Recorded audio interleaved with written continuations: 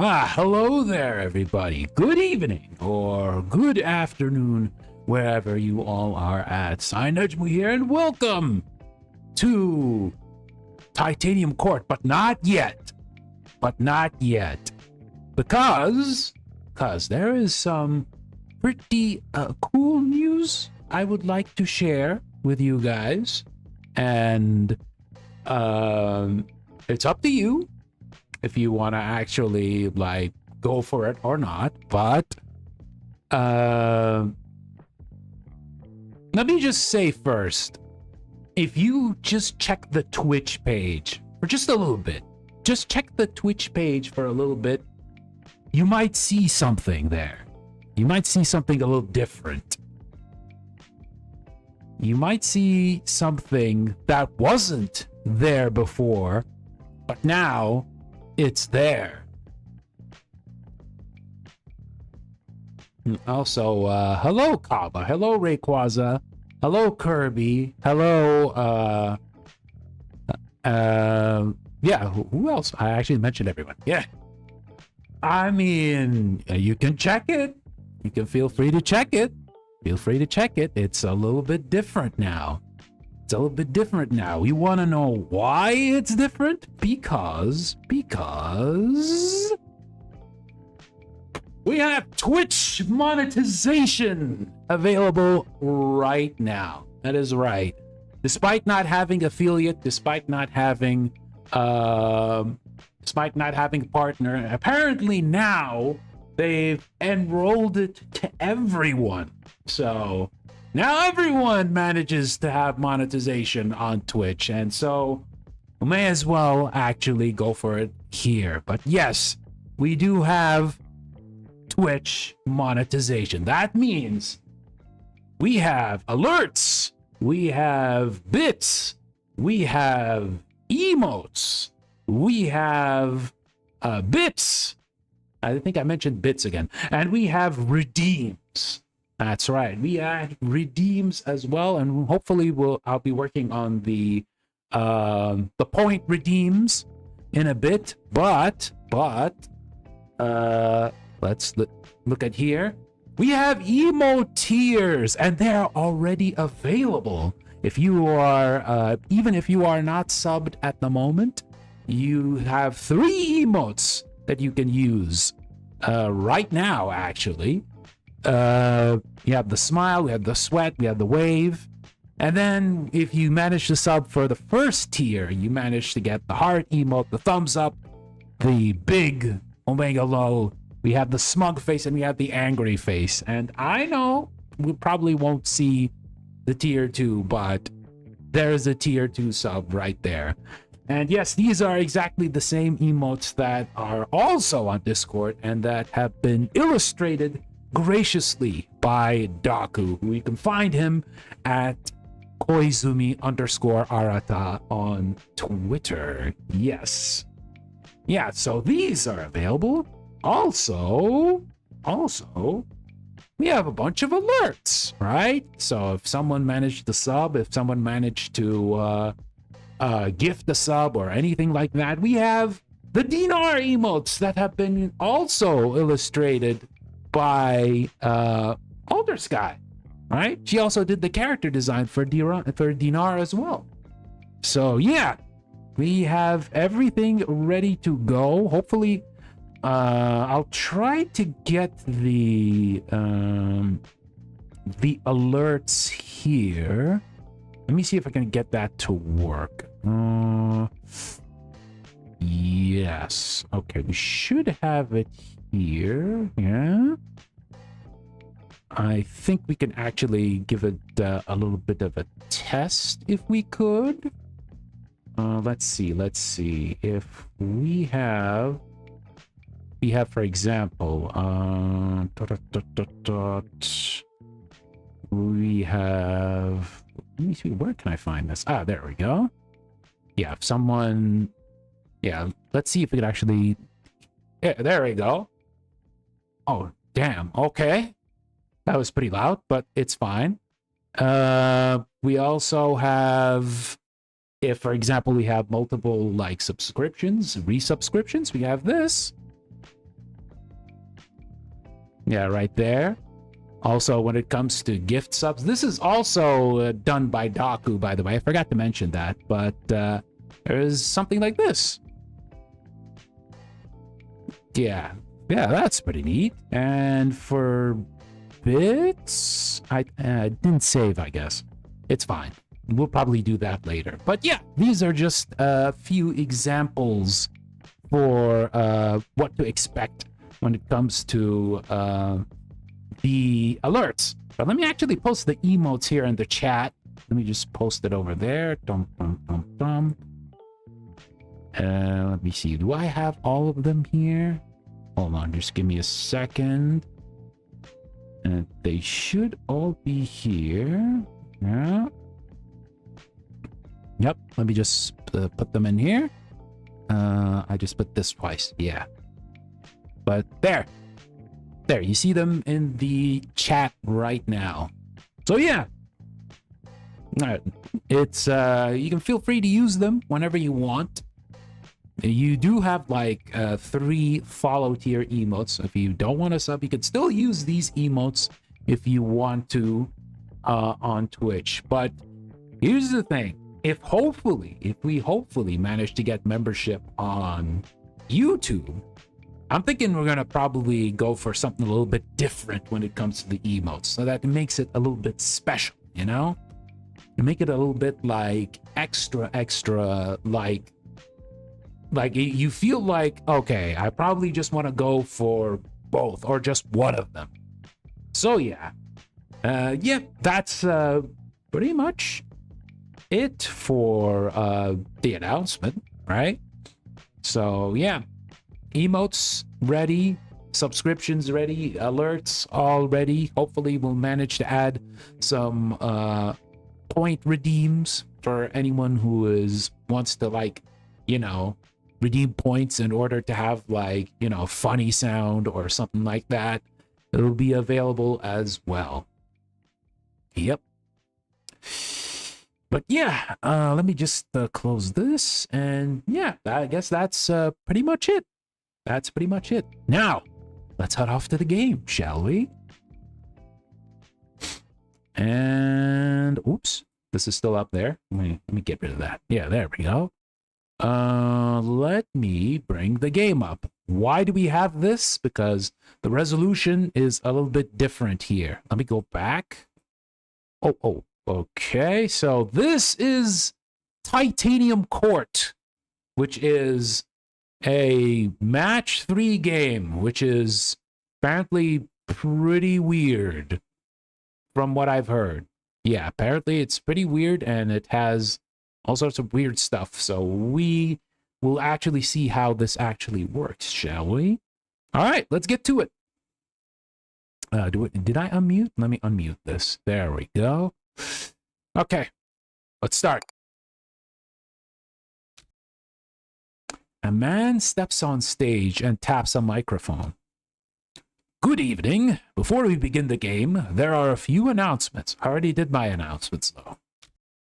First, due to the unexpected circumstances, the part of the player will be performed by an understudy. A couple of audible groans and one muffled boo erupt from the audience. No, there's no need for that. This kid may not be a star yet, but I've seen her rehearse, and I can guarantee that she'll impress you. She may not have had the time to memorize any of her lines, but, well, neither have any of you. The audience laughs. Second, we'd like to warn you that this production features a significant amount of obscenity. But before all the parents in the audience begin covering their children's ears, know this. The stage is enchanted, such that the obscenities can only be heard by those sufficient emotional maturity to handle hearing them. And finally, the writing room would like to issue an apology for failing to complete the script before this performance. Also, thank you so much, guys. Appreciate it. Appreciate the kind words. They are working on it as I speak, so it is my pleasure to announce that tonight's performance is also a race. Who will win? The writers furiously working to finish the script, or the performers attempting to perform it? I can't answer that question, but I can announce that the race begins now. Well, hope you enjoy the game. Oh, where should you start? You were walking through the woods, okay, when the world around you shattered.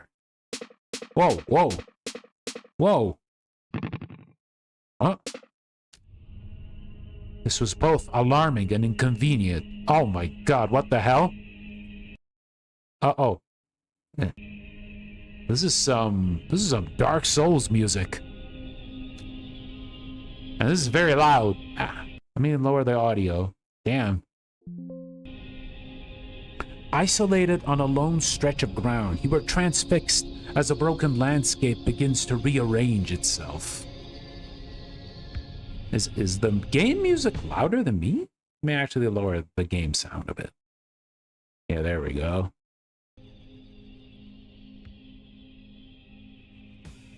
Oh, so I need to push this up. Yeah, it's match 3. Your eyes follow trees and hills, collapsing in lines of 3, as if the forest you knew were a knot becoming carefully untangled. Okay. Oh.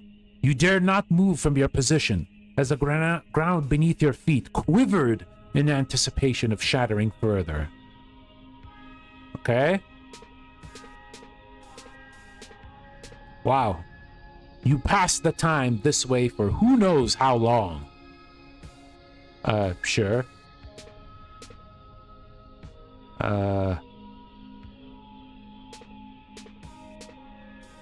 Damn, this music is mad trippy.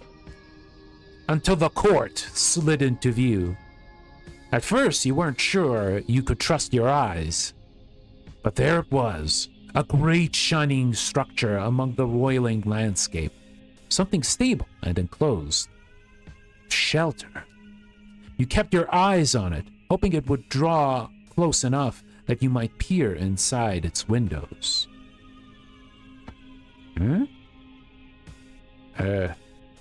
Surprisingly, the court appeared to be able to move freely throughout the broken landscape, disregarding lines of 3 as it approached your position.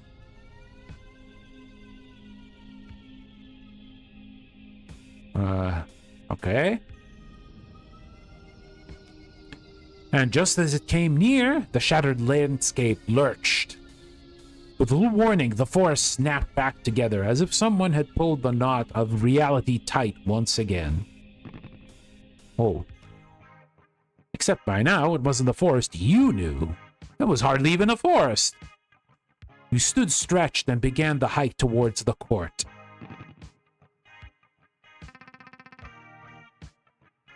A.P. Thompson presents... Later, when the sun hovered low over the horizon, there was a feast within the walls of the court. Hoping to avoid any attention, you sought out a more isolated part of the hall.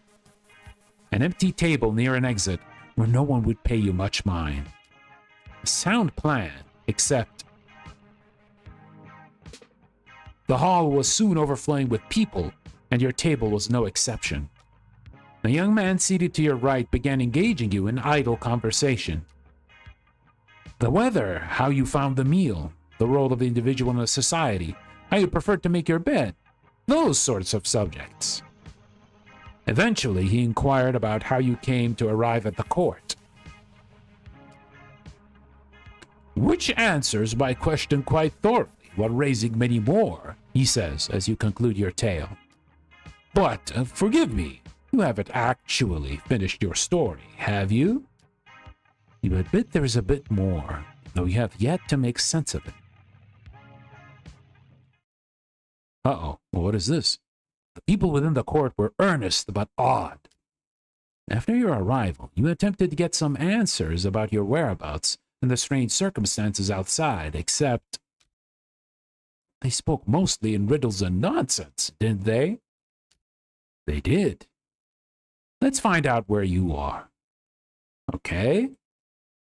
A woman in a helmet doing her taxes at a picnic table. A man resting at the shade of a wall. A pair in front of a blackboard discussing magic. Or a small cat bathing in the sun atop the walls. Let's talk to the cat.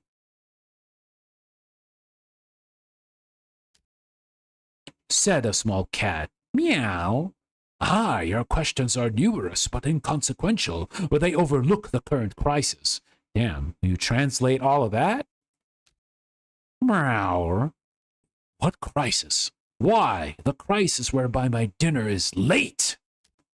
Meow. It is so late, in fact, that I am not certain the concept of dinner isn't something I invented in a fugue of hunger.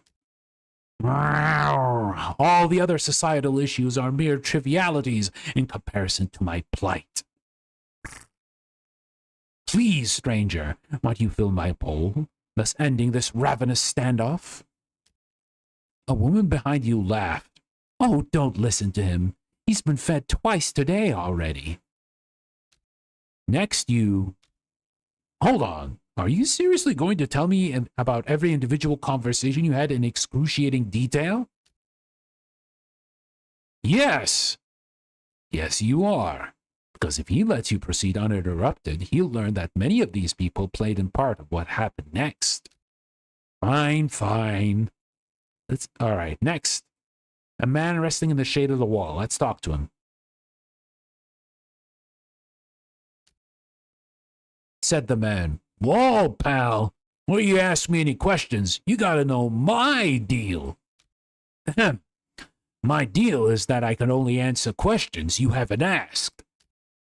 So, as to where we are? No can do. Sorry, can't tell you. But what are we doing?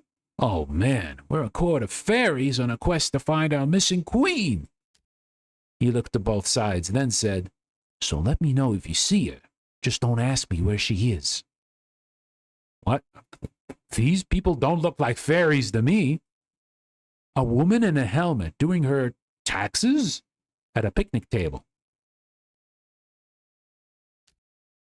Said the woman, I would love to tell you where we are, friend, but I haven't even figured out where we aren't. She gestured at a stack of maps on the table behind her. We're not in any of those places. Or, at least, we weren't. Who knows if that's true now that the tide has come in? We attempted another tactic, hoping to glean some information. Perhaps she could tell you the name of this place? Oh, we just call it the court. Its full name is the Court of I forgot. Something like the court of aluminum, but starts with a T? The court of tungsten? I don't know. Maybe. I'm new here, and I'm bad with names. But at least I can give you mine. I'm Ramen. She held out her hand, which you shook as you introduced yourself. Now, if you'll excuse me, I should try to sort this out before the tide settles again.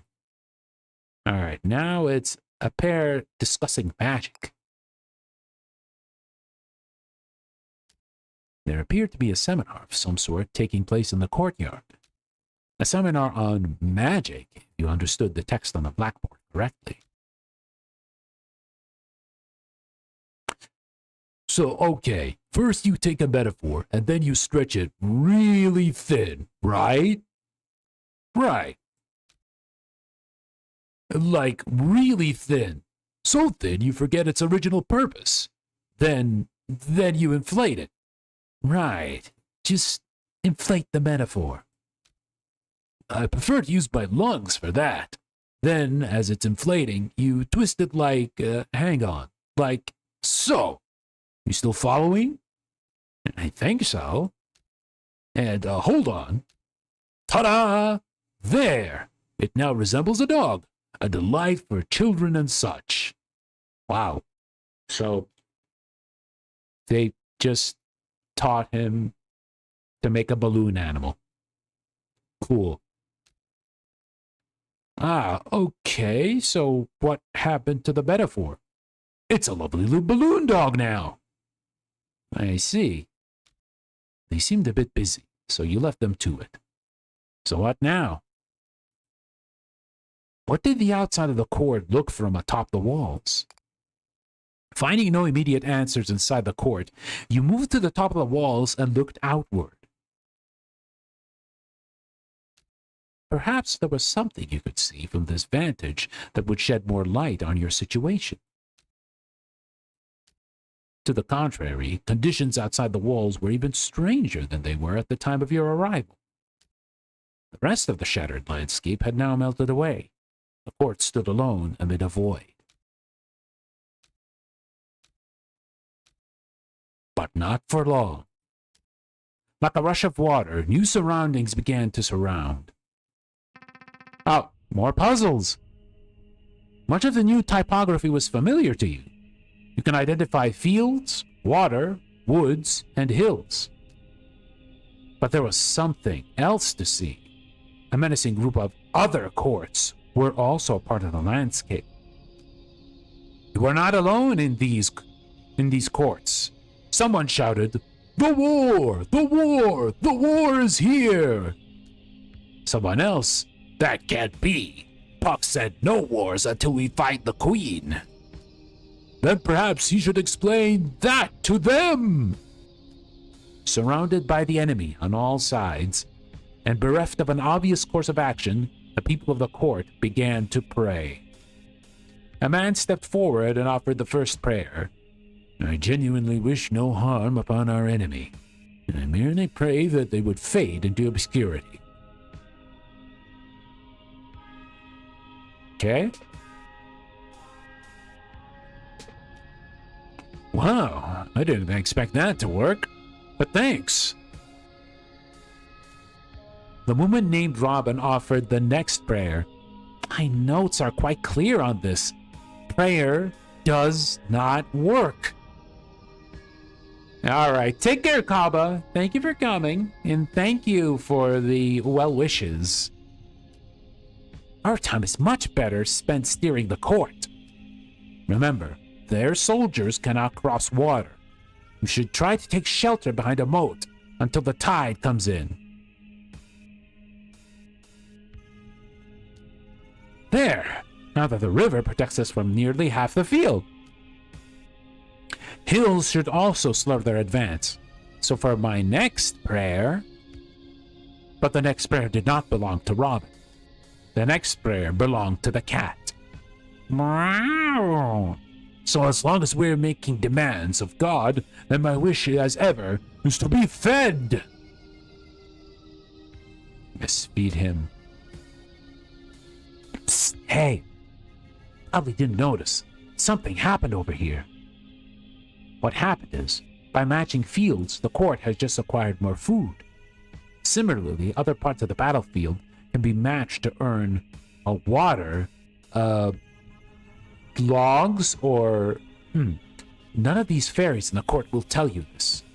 Their religion forbids them from acknowledging the existence of the user interface.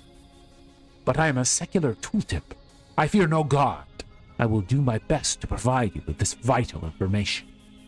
You're welcome. Yes! More of that, please.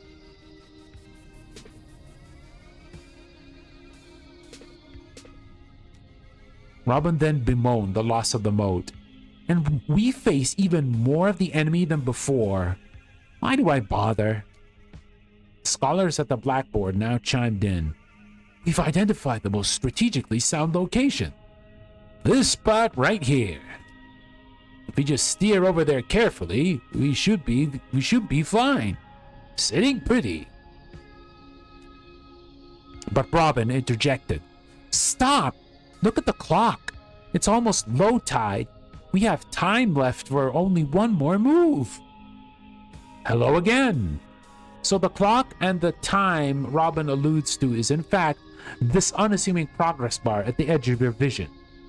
Much like life, every move you will make will deplete some of your remaining time. If you have one prayer left, what do we ask? What do you suggest we ask for? We might as well pray for a miracle.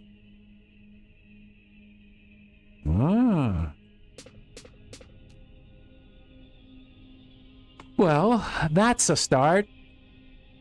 Apologies, but another explanation from me, your humble tooltip, is in order. Previous moves chained multiple matches together. Because of this, you have earned some bonus time. For the fairies of the court, this might be as well as a miracle. Is there any chance we could do that again, whatever that was? But there was no such chance. The next prayer would be the last one. Incidentally, the next prayer also belonged to you. Unsure of what any of this really meant, you imitated the people around you and made a pointless decision. Sure. The battlefield snapped together as the court snapped to attention. Places, everyone! Windows were shuttered, doors were slammed, throngs of people emerged from inside and formed a line near the gates.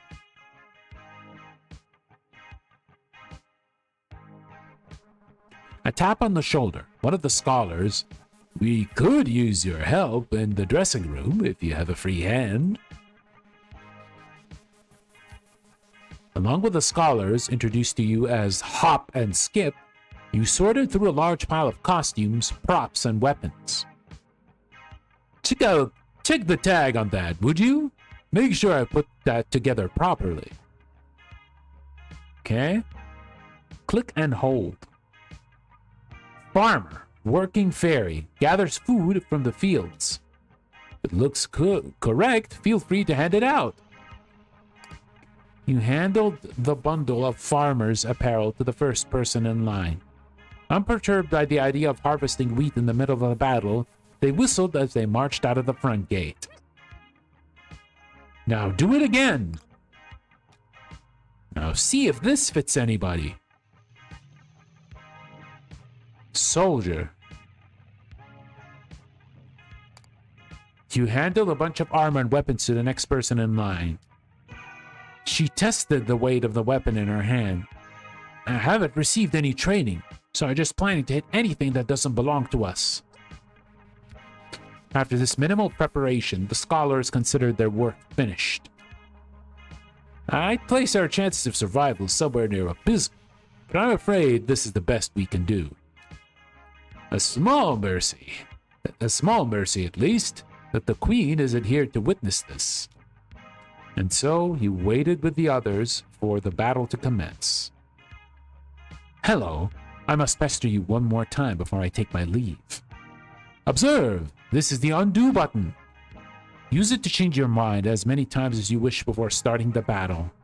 However, the official editorial position of the tooltip is that you are liable to lose, no matter how many times you change your mind presently. When you are ready to lose, use the play button to proceed to the battle. Now I will leave you in peace. But, should you ever desire the company of your loyal tooltip, all you need to do is click and hold over the button or tile, and I will do my best to explain to you. Okay, we'll have a farmer.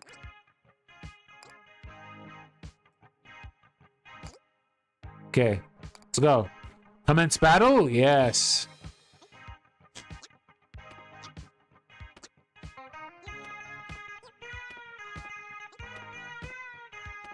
What the heck is this soundtrack?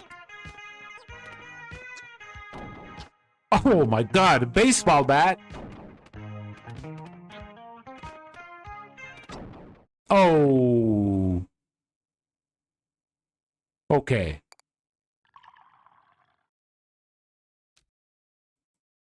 And then, sometime later, as the sun hovered low over the horizon, there was a feast within the walls of the court. The man to your right is beside himself with laughter. Okay, so our court, caught off guard by a sudden war, stumbled behind enemy lines, made a token attempt at resistance, and was summarily toppled. Do I have that right? Yes, that does appear to be an accurate summary. Well then, certainly glad I slept through that. Ha! As you look at your surroundings, a switch flips in your mind. Your own story makes little sense now that you think of it. How did you... Your companion pats your arm. Don't worry about it. If our court couldn't withstand physical destruction, we wouldn't last 5 minutes in the pull of the tide. But enough of that. It's about time I made some introductions. As you've narrowly avoided learning, this place is called Titanium Court. Oh, title drop? Meanwhile, I have the honor of being the steward of the court. My name is Puck, but my lovers and enemies call me Goodfellow. I'm the chief advisor and friend eternal to our fair queen. As fancy as that sounds, in practice it means he's unemployed. One of the scholars, the man named Hop, has approached your table. He appears to have had a drink or two, or 4. He pulls up a seat between the two of you, and assumes a jovial attitude. Yes, the queen stood us up, eh? I guess the queen stood us up, eh, good fellow? Okay, for her, I'd say. I'd skip town too if I knew what a sorry showing the court would make. But on the plus side, we can continue draining her wine cellar. Now, are you going to help me with that, good fellow? Or are you just going to stare at me? I don't mind either way. Hawk, staring at the scholar, mouth agape, slowly inhales and pinches his nose. But what fools these... How drunk are you, Hop? The queen is right here. I've been speaking to her for the entire feast. An excited hush follows over the entire hall. Hop blinks, looks at you, looks at Puck, and then turns bright red. Oh, I see it now. It calls for Her Majesty's finest vintage. I'll be right back. As Hop makes a quick exit, you look steadily at Puck and shake your head. There's no use denying it now. Not after the tale you told me. You'd like more proof? Just take a look at where you're seated. You slowly take in your surroundings. Wow. Puck smiles. Now, if I may conclude by introductions, let me present the court to your majesty, and likewise. He stands up and addresses the entire hall as he says, Long absent, the queen of Titanium Court, always a stranger, has arrived. Cheers erupt and dessert is served. Oh my god. To your left, Hop returned with an armful of glasses and bottles. And about time, too. Good fellow, did you tell her about the war yet? Titanium Court! Chapter 1. A place beloved of only crowns and criminals. And then, just a short while after the feast, the court returns to war.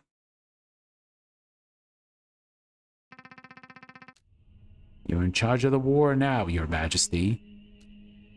You should be fine. Just remember everything we taught you about magical warfare.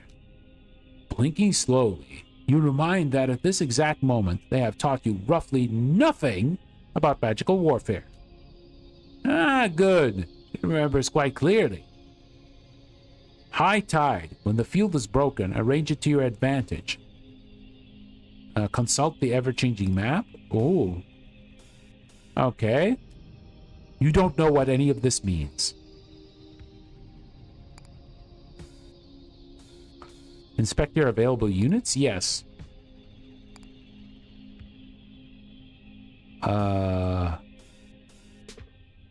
Okay.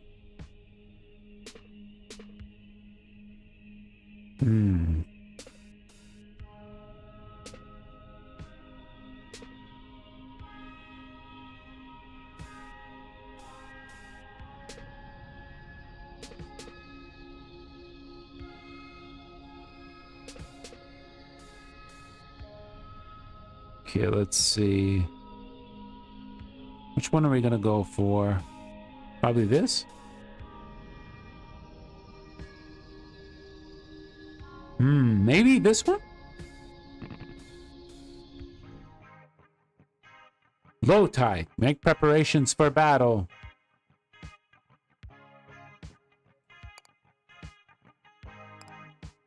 Okay, time to fight.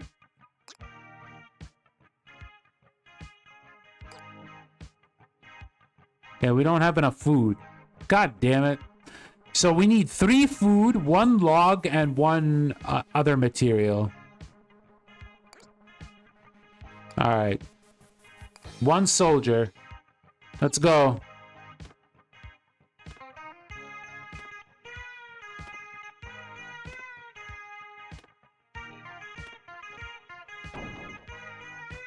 Nice.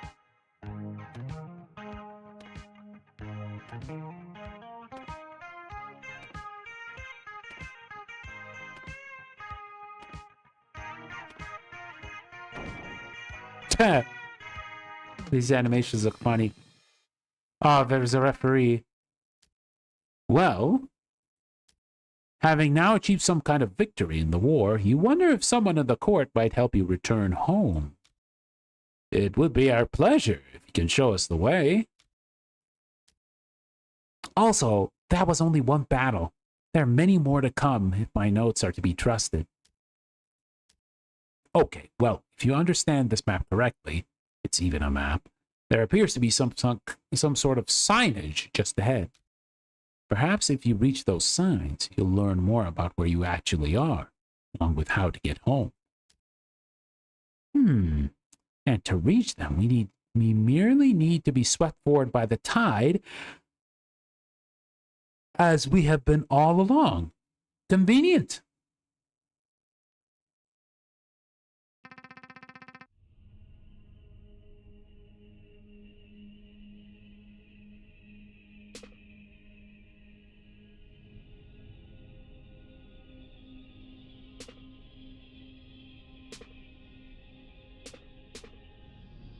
Okay, let's see if we're actually doing this right.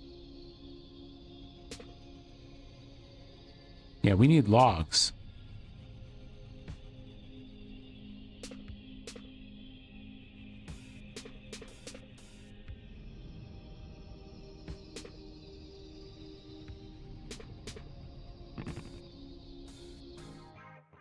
Oh, what is this? Take a look inside the storage unit? Yes. You are quite curious about what you might find inside the storage unit, but it is locked.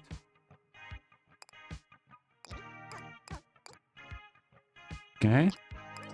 Okay, let's go. Battle!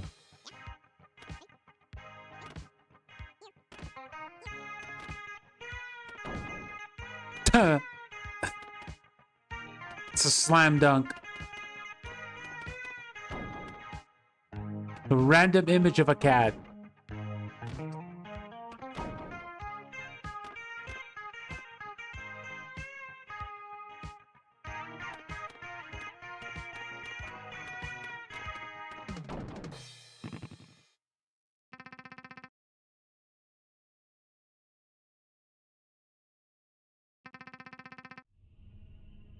Okay. So the music is so strange. Like the puzzle part of the game, it sounds very ominous and creepy. And then we reach to the battle mode and then it's like fun music. Oh man. This game really is something already.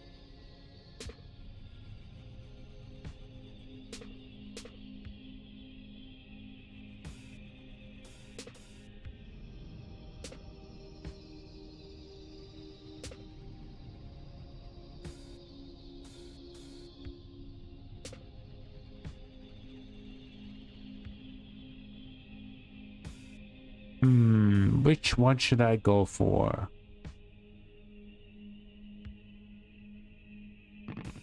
Oh, okay, I'll just move up.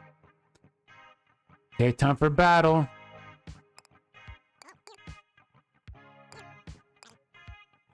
Okay.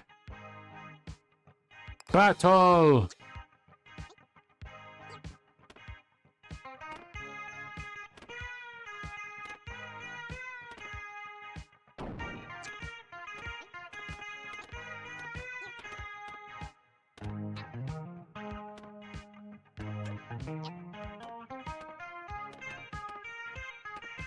Uh-oh. Oh no, my castle! Oh no. Oh. With time and repetition comes comfort. You feel to increase your maximum level of comfort to increase 1. Okay. The next morning, you awake in a strange bed. The bed is strange, not just because it's not your usual bed, but because it's also not the bed you fell asleep in. Puck told you any room within the court might be the Queen's, so you parted with him at the first room you found that wasn't already occupied. A small chamber beneath a staircase, a twin-sized bed neighbored and by a nightstand and a lamp, a small desk in the corner, no windows. Meanwhile, the bed you awaken is queen-sized and contained within a spacious chamber that opens onto a balcony.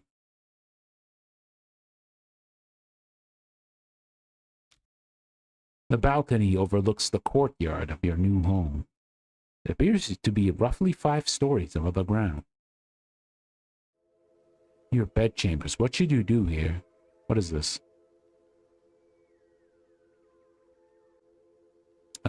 Check. You look over the scant possessions that you were on your person when you arrived at the court. Everything appears to be where you left it, with one irritating exception. Sometime between your arrival and now, you have managed to misplace your keys.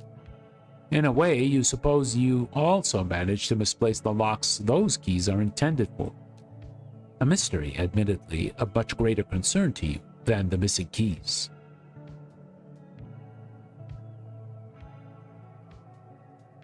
So we'll go here, go to the court.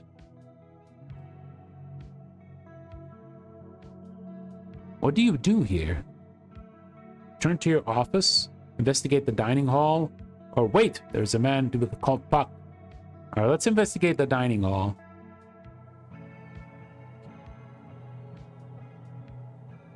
Grab some breakfast? Yes. In the light of day, the feasting hall more closely resembles a common dining area. You collect some breakfast from a buffet, then look for a table. You would prefer to sit somewhere out of the way, near an exit, ideally hidden. You sit in the most nondescript location you can find, a corner near a trash bin.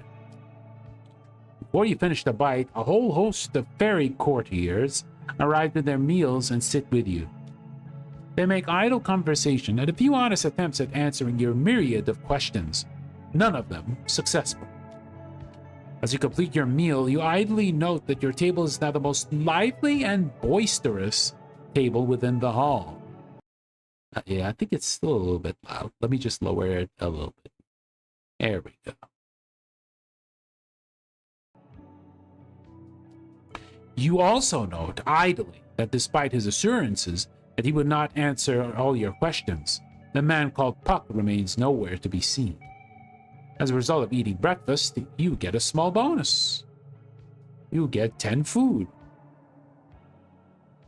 Explore elsewhere? Yes. Okay, let's talk to Puck. The man named Puck is just across the courtyard. Perfect. You have many things you wish to ask him.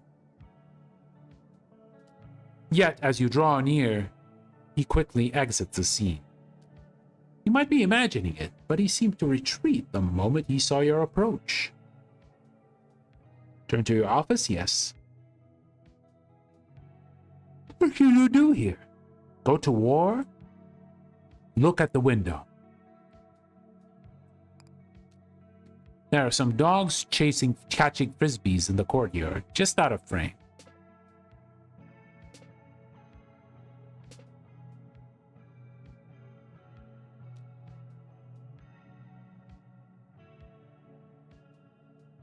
Okay. So we have just a normal dog. We have frisbees exist in this world. Yeah, I don't know.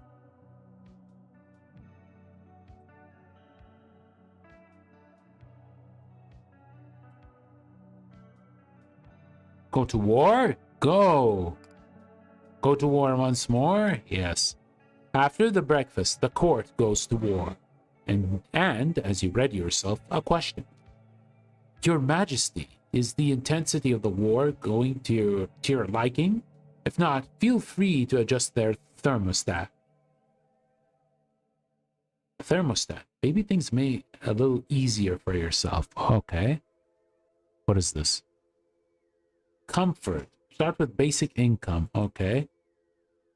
+1 comfort. Start with 2 mulligans that will let you retry a losing battle. Receive a small mirror. Okay. Start with an extra 10. Increase shop prices. Okay. Yeah, we need comfort for this.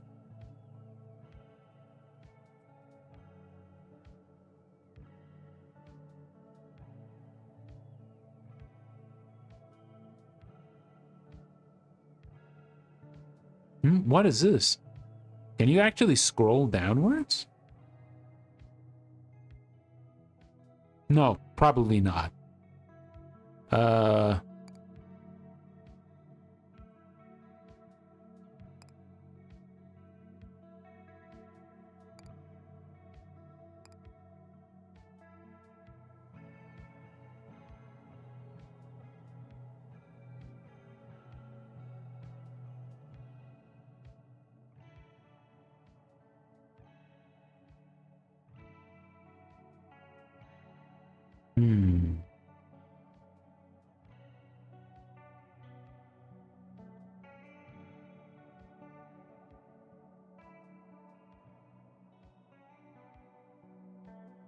Okay.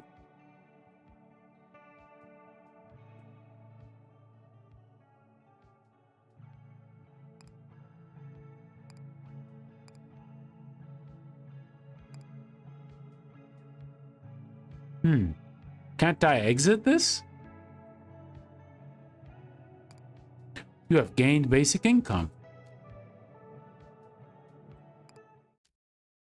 Despite falling short of them yesterday, you're confident you can reach those signs today. Very good. Her Majesty's loyalty to this approach is quite admirable. How steadfast!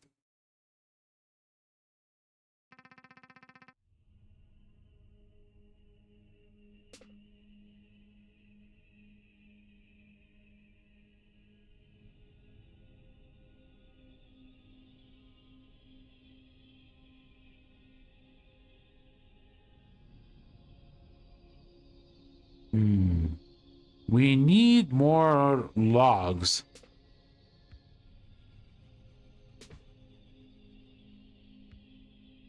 And stone. What is this?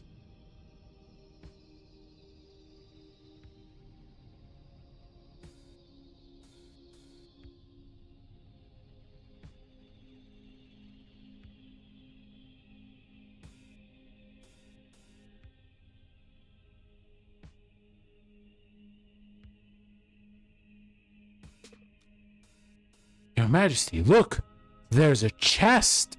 resting on that patch of land. We should be able to recover its contents as long as it remains in sight until low tide.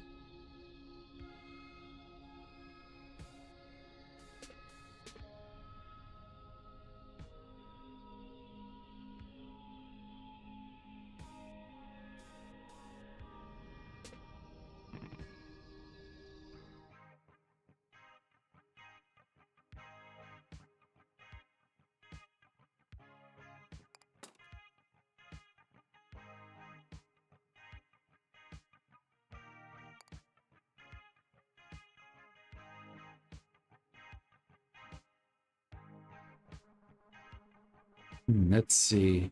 Oops, sorry. Let's click.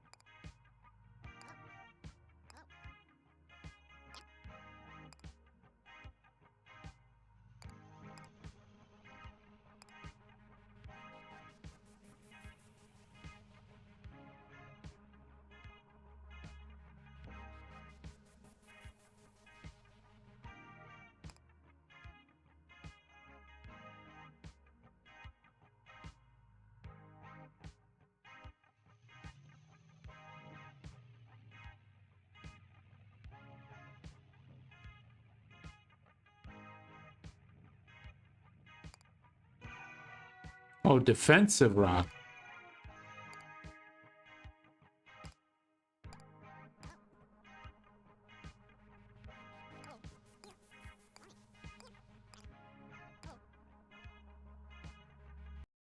Oops.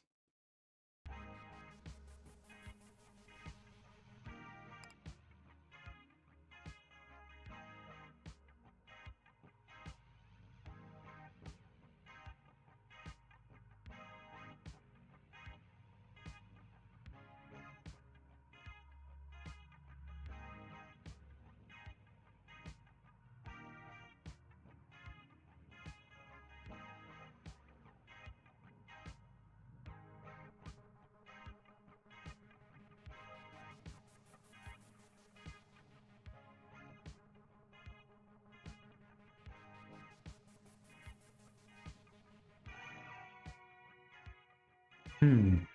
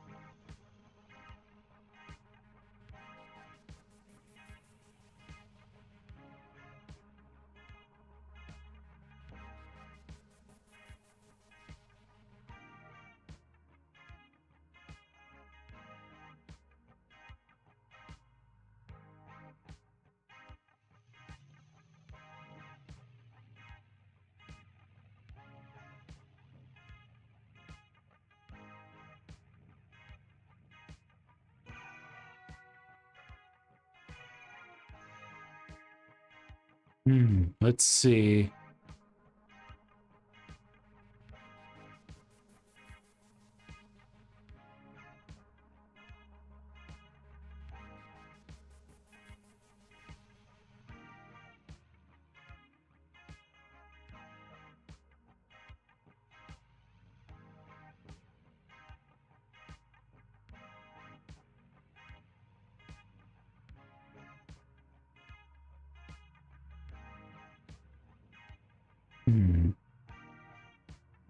I don't think we can add any more characters.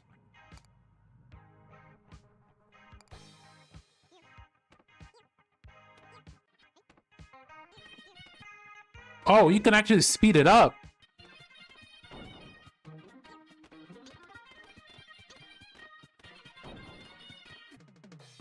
Cool. That's kind of funny.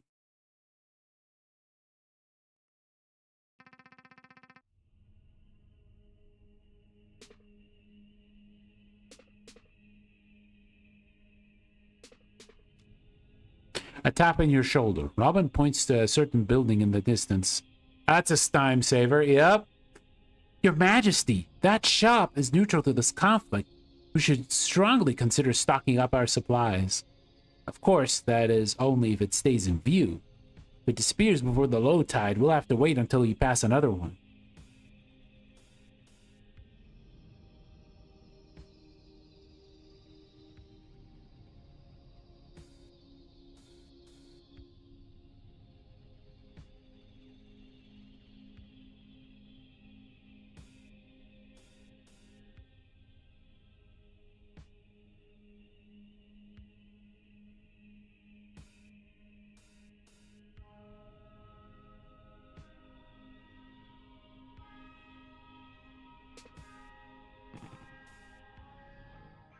Oh, hey, stranger.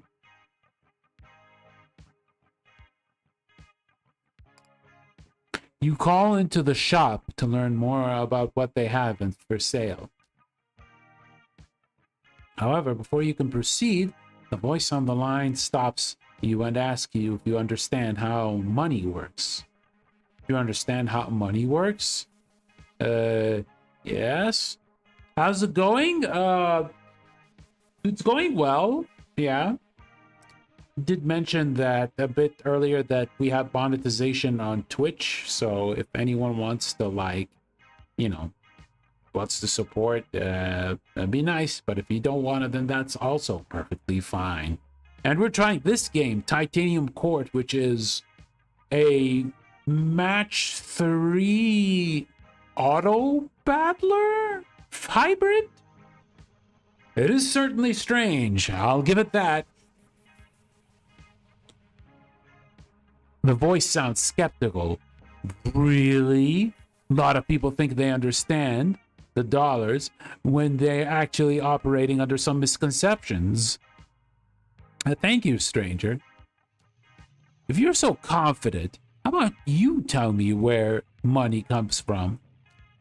Do you know where money comes from? Yes. Of course you know where money comes from.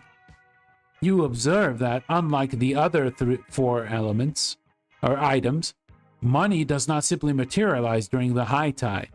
Instead, the court earns money by defeating the enemy on the battlefield. Okay, got it, ma'am. You really know your stuff. Sorry for putting you through the ringer. Hey, just for reference, you can also learn by selling stuff, maybe to us, but I'm not gonna quibble. Anyway, here's what we got on offer for today.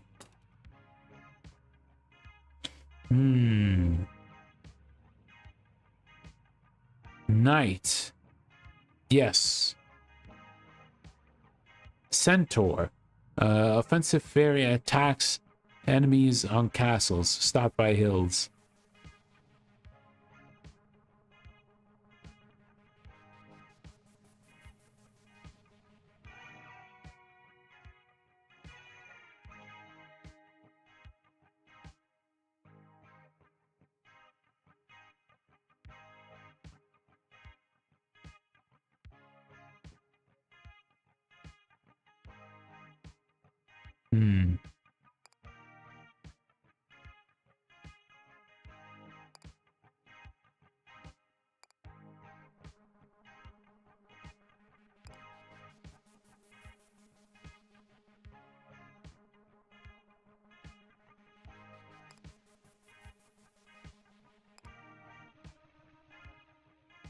Okay, let's prepare for battle.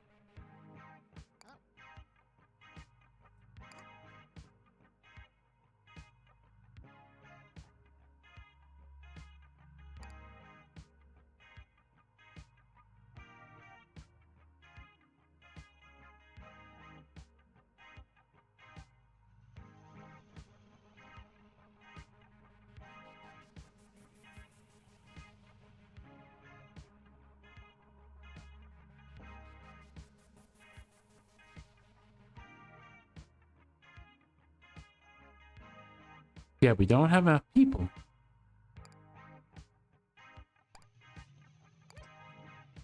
Yeah, not enough.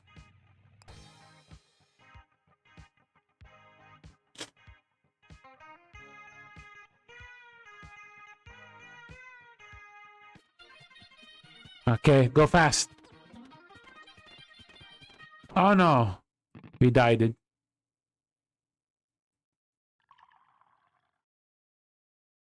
Okay. You awaken in your office as if you completed a brief nap. Supposed to be brief is also a fair description of the war the court just participated in.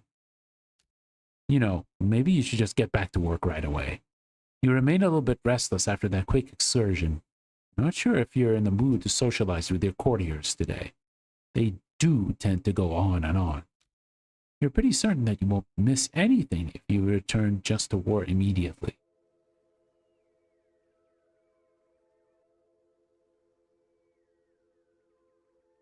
Yes.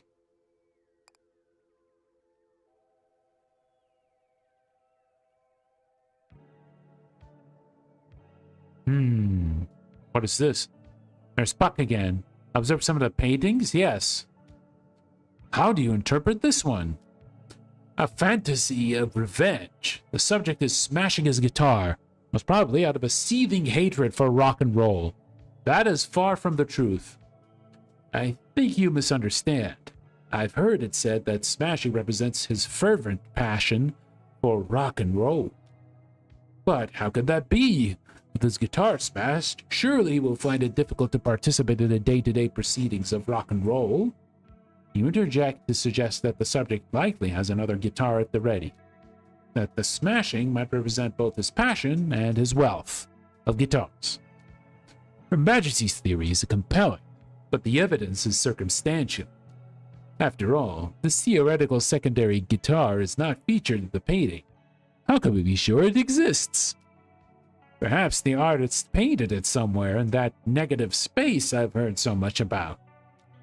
I suppose we'll need to keep an eye out for it. There's Puck again. Let's talk to Puck. Oh, shoot. Misclicked.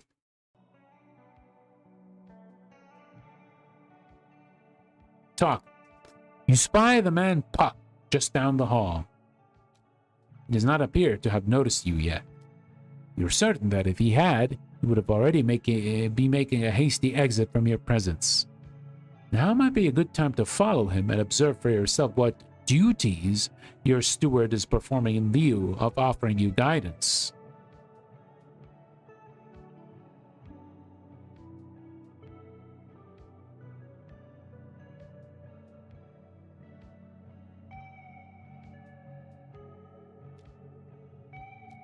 Okay, this is getting a little tedious. Fortunately, you can click and hold the left mouse to speed up the proceedings. Try it out in battle, too.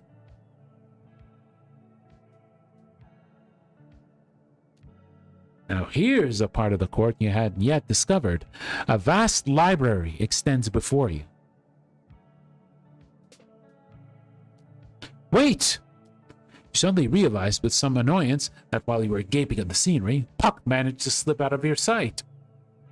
What did you do here? He slipped behind a bookcase, did he not? Maybe you can figure it out how. You inspect the bookcase you think Puck slipped behind. It doesn't budge when you attempted to move it. You try removing a random selection of books from its shelves, but that also has no effect.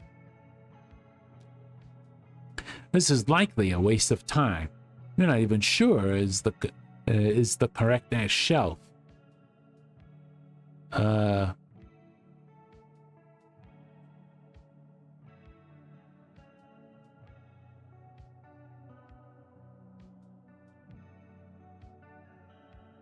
Man, feels bad. Explore elsewhere? Yes. What you do here? Return to your office. What you do here? Go to war. Yes. After breakfast, the court goes to war.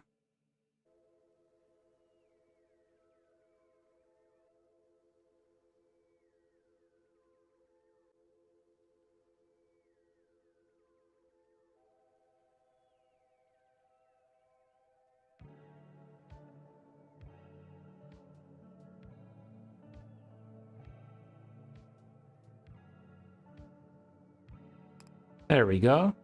Nice. All right, let's do this.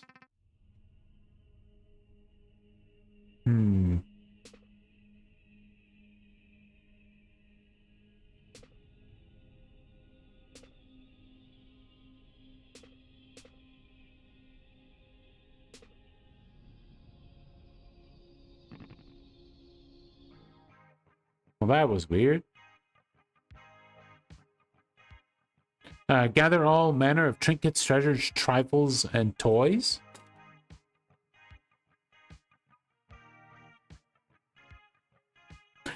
Working fairy. Using ancient magic transfers water into food? I don't think we need that now.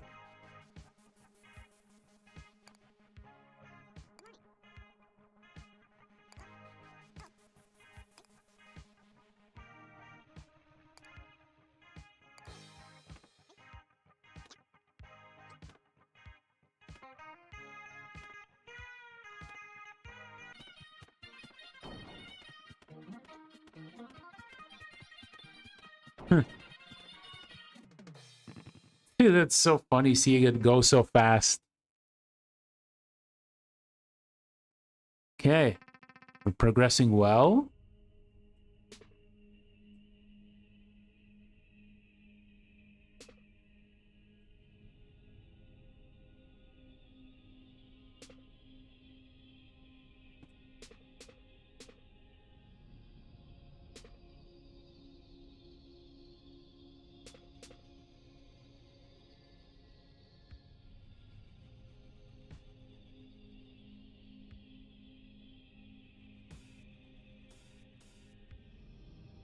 Well, what is this new? Wait, aren't some of those enemy courts empty? You've noticed a subtle difference between some of the enemy courts on the battlefield.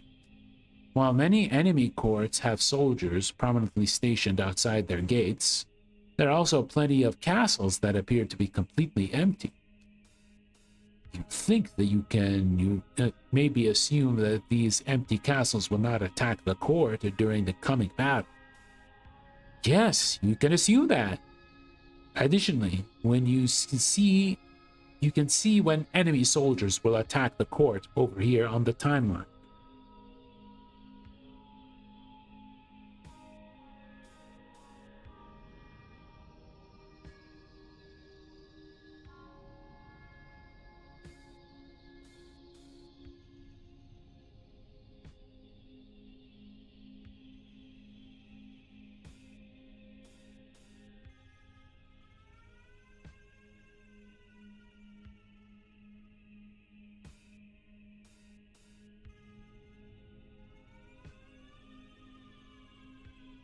Even soldiers might be no threat if you can deal with their courts, or they attack.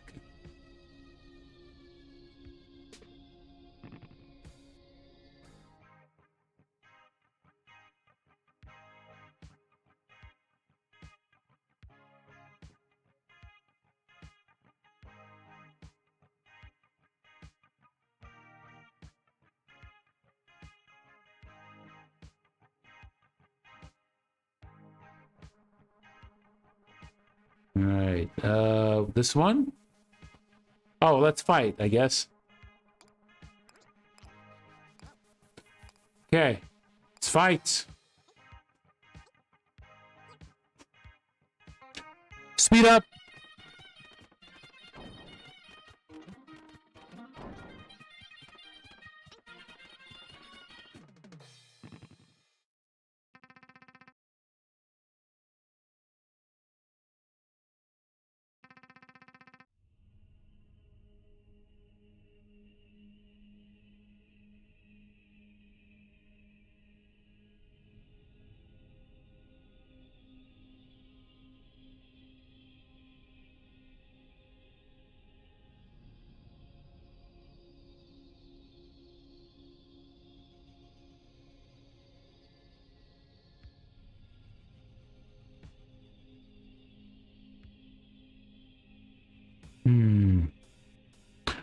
We need more water and we need more stone.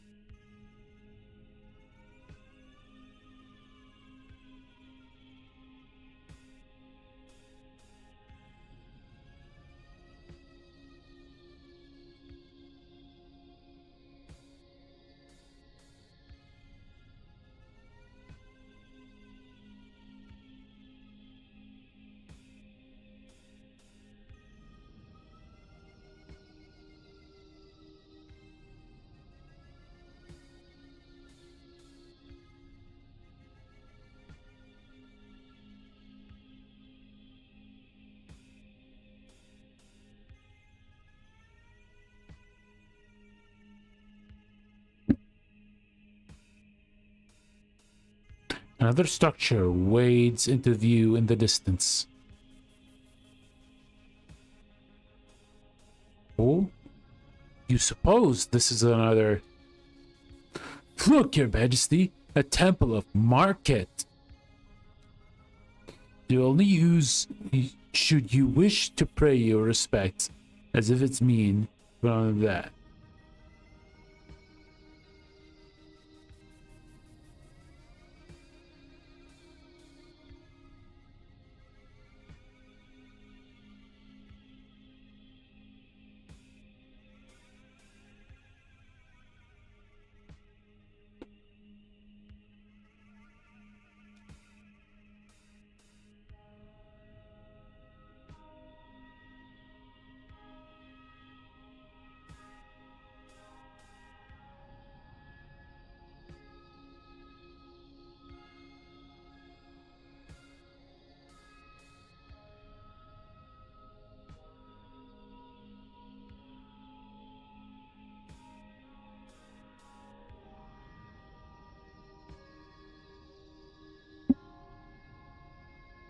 Okay?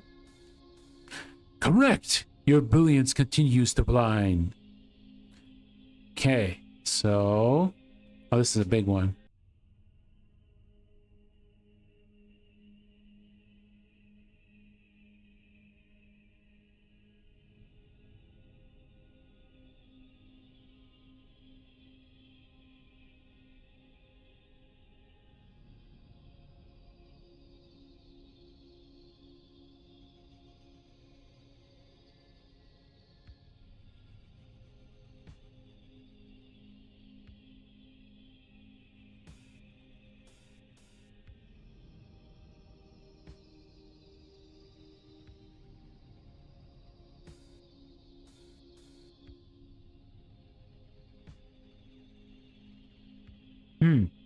Alright, what is this?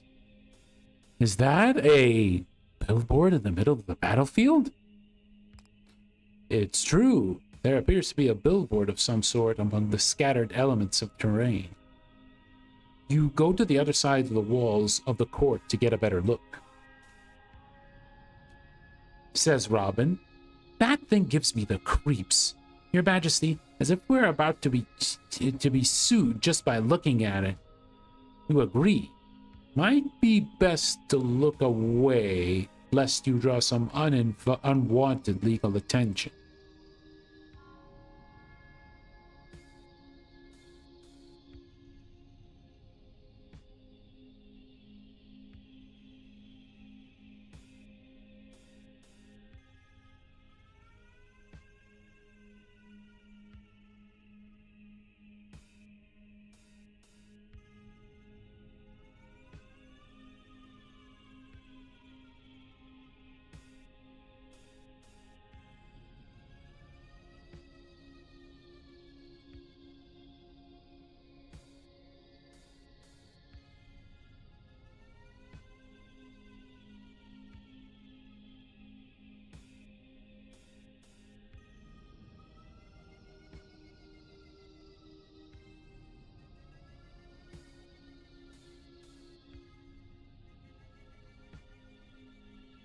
Okay, what is this one? Market forbids trading during high tide, but you can ask for forecasters to predict the future. Oh, it uses money. Oh, well.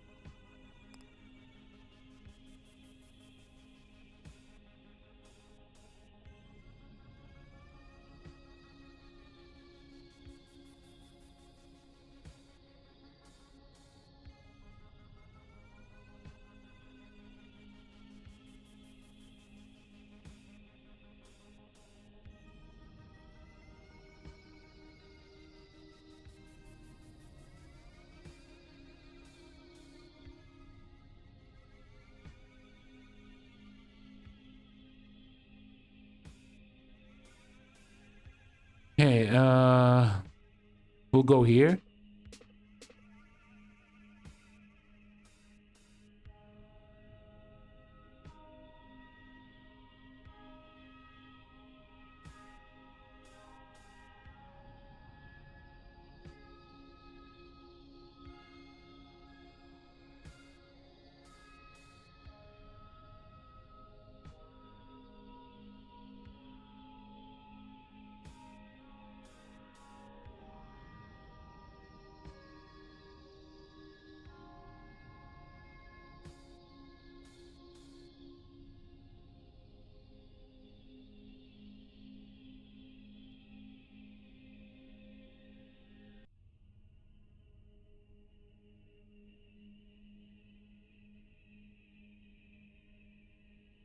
Okay, so I think we should push this up.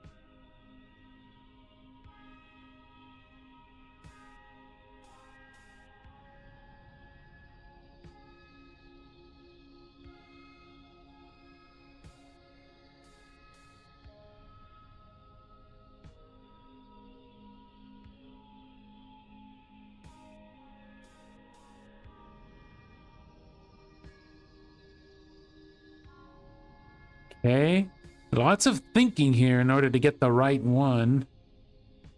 I need more stone, though. Everything else seems okay, but...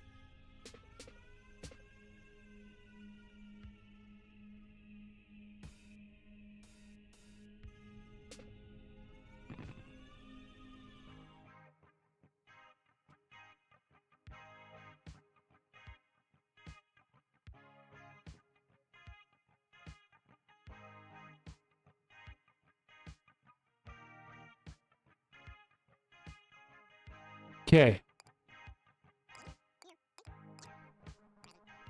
Alright, let's go.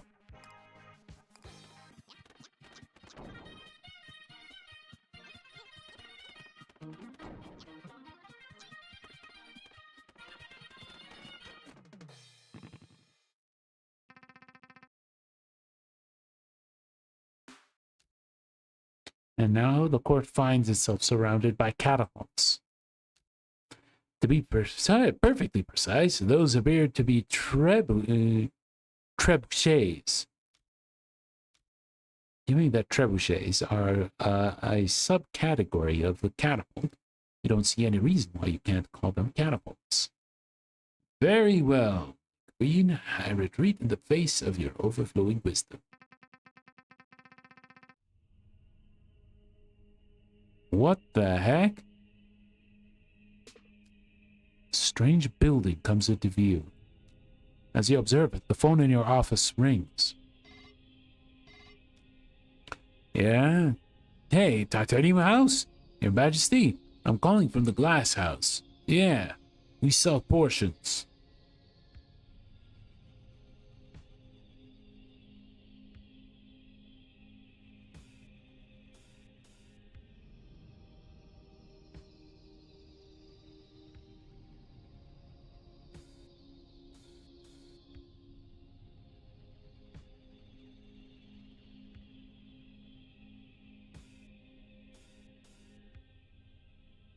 Yeah, hey, titanium cord?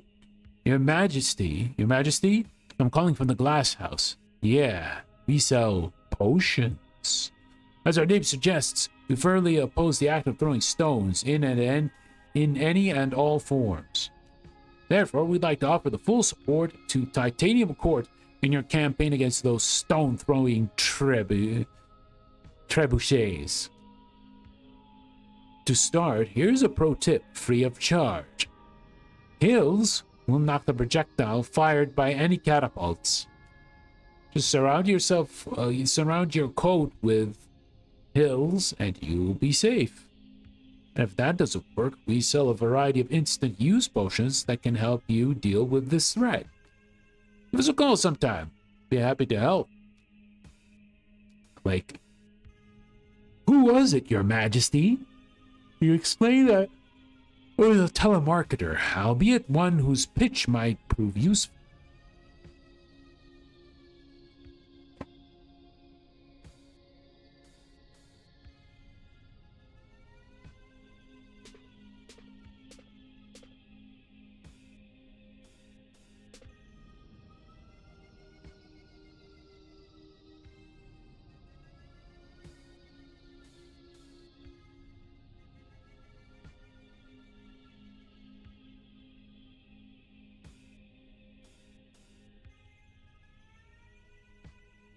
What is this? Glass house advertises itself for seller of potions. Okay.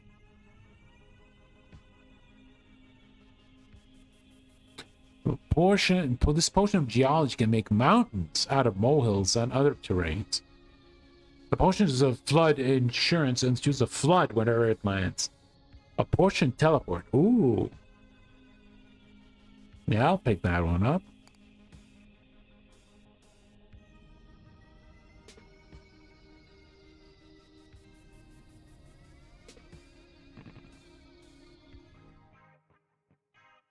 Make preparations for the next battle.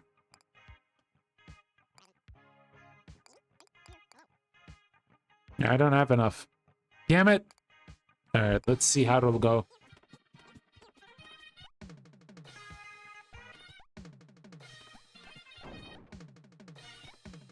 Oh no. Well, dead.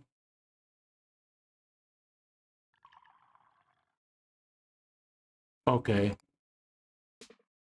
For a short period of time after the court wakes each morning, it dips through the tide alone, free from its relentless obligations to the battlefield. You found this time useful for exploring your surroundings. Feel as if you could use a shower. To your surprise, the shower, nay, the whole bathroom attached to your chambers, is to put it diplomatically, a bit shabby. Unlike the rest of your chambers, those which choose to stretch and grow with the size of your station, the bathroom remains small and intimate. If you were feeling less charitable, you might refer to as claustrophobic. Also, the room is clearly built into the underside of a staircase. Various thumps and falls from above the ceiling provide ample evidence that this staircase is well traveled. You aren't complaining. You consider it a miraculous blessing that a fairy court outfitted with trappings of medieval Europe would also have functional modern plumbing. You turn on the water and test it with your hand. Despite the shower's appearance, the temperature is consistently warm and the water pressure is high. Just a completely normal, non-magical shower. Mediocre even. You suspect that it will be a good reminder of what your life was prior to absconding with a cohort of fairies. As you step inside and close the sliding door, you quickly retract the previous statement. The high-pressure water the subtle ringing noise produced by the shower head, the echoes of footsteps from the ceiling, all combine to create a cacophonous cocoon of sound and steam. If anything, the shower is perhaps the most magical object you've encountered in the court thus far. You let your mind drift for a while.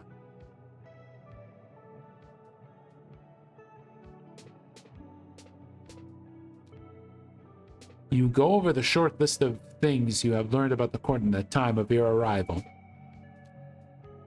1. Titanium Court is a royal fairy court, a place bound by ancient magic to withstand the tide, whatever that is.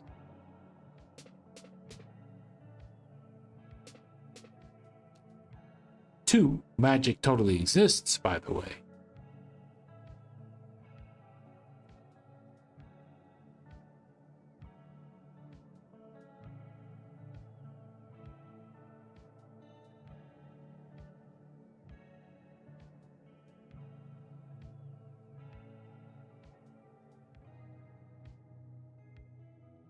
Oh, we need to do more of this. All right. 3. So do fairies, just so we're clear.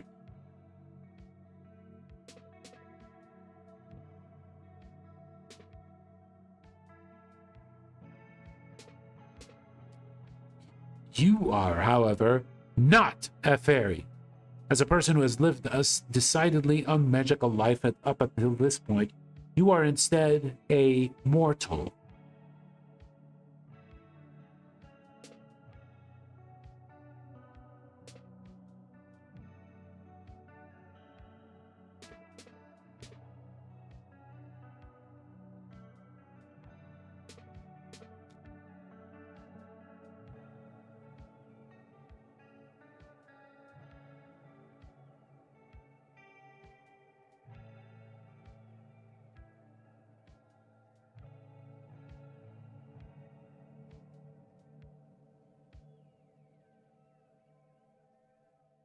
Yet, somehow, your mortal status didn't disqualify you from being crowned the queen of these fairies.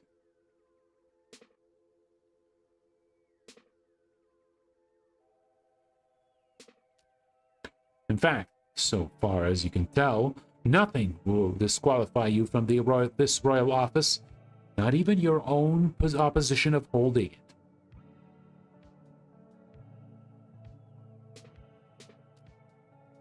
As loath as you are to leave, you think you've now spent enough time in the shower.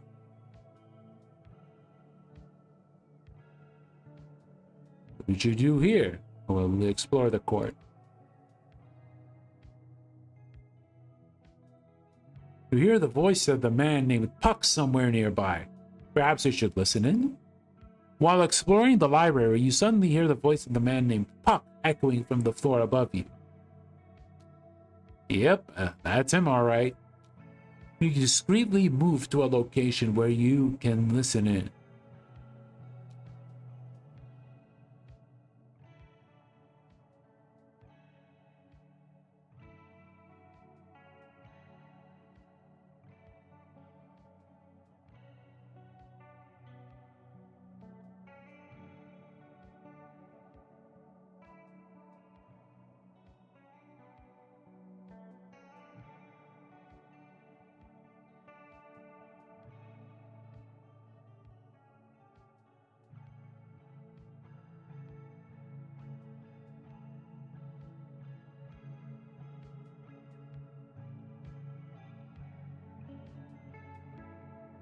I put another marble in the bag where she comes by.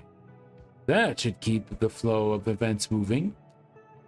Oh, boy. Oh, but don't do it where she can see you. That part's important. Oh, but Her Majesty seems like an understanding sort. Why hide it? Puck's voice tinged with annoyance. I'm not talking about her. I meant the other queen. Ah, here we are. You always suspected that your royal position was merely ceremonial, but you have assumed the real power within the court laid with Puck. Now you hear him mention another queen. Very interesting. As you ruminate on this new information, you hear the quick approach of Puck's footsteps.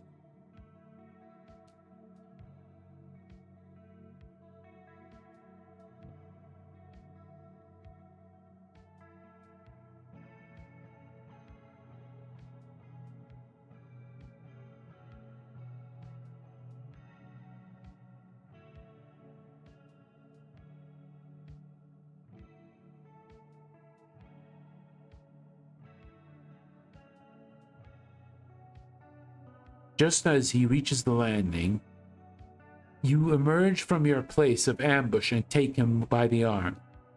If he's surprised, he hides it well, falling into step casually beside you. Oh, my queen! Punctual as ever. Think it you are adjusting to your circumstances? You have no complaints but about your accommodations, but your circumstances are another matter. A matter that he never seemed to understand, but continues to neglect to explain.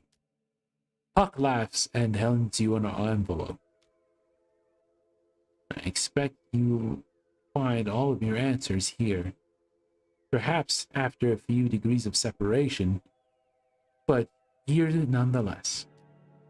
You take the envelope from him and begin to open it suspiciously. And now I must attend to more business.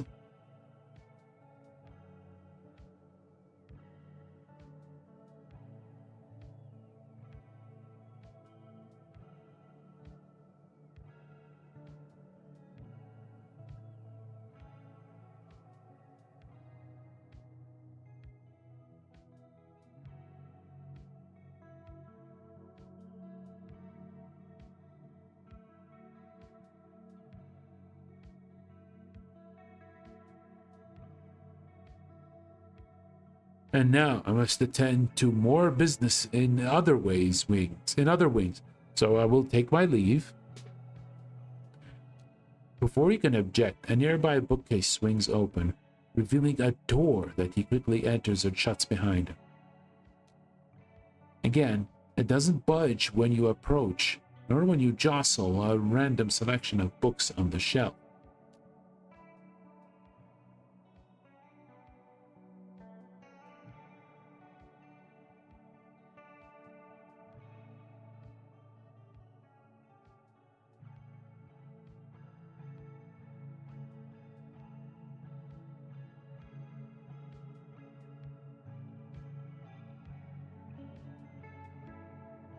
Given not much of an alternative, you begin reading through the contents of the envelope. Royal recommendations for Her Majesty, the Queen of Titanium Court. 1. Leave. That's it. You sigh. You suspect that you'll have to find your answers elsewhere. Now let's go to the dining hall. Maybe you can find something new. Nope.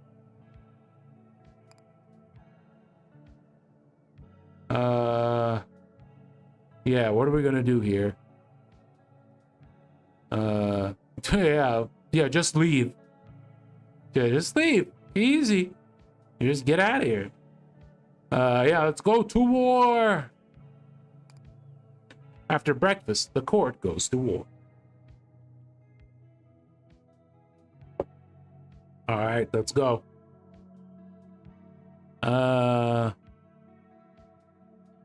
Start with an extra 10? Yes. There.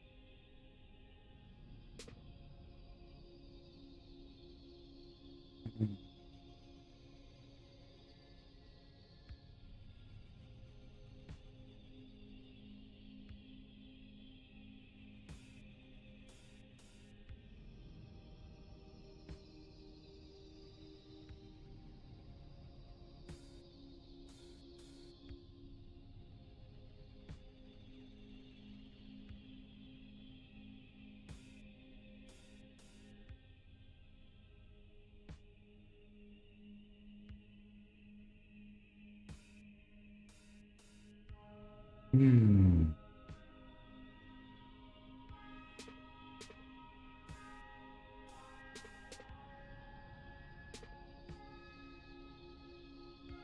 We need water.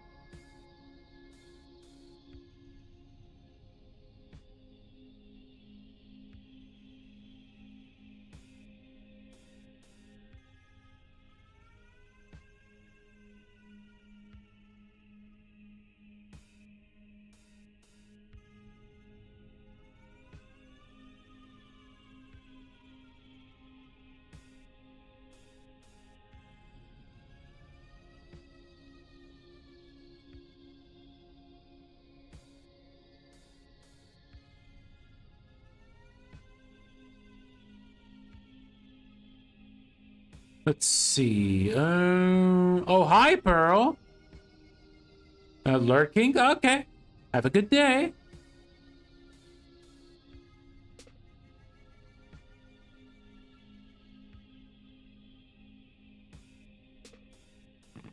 Dang it. All right.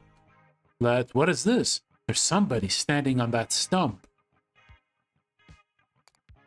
You look towards the stump in the distance. A lone figure appears to be holding up a sign. Learn self-defense. Ooh. You should sign up, Your Majesty. The court is terrible at defending itself.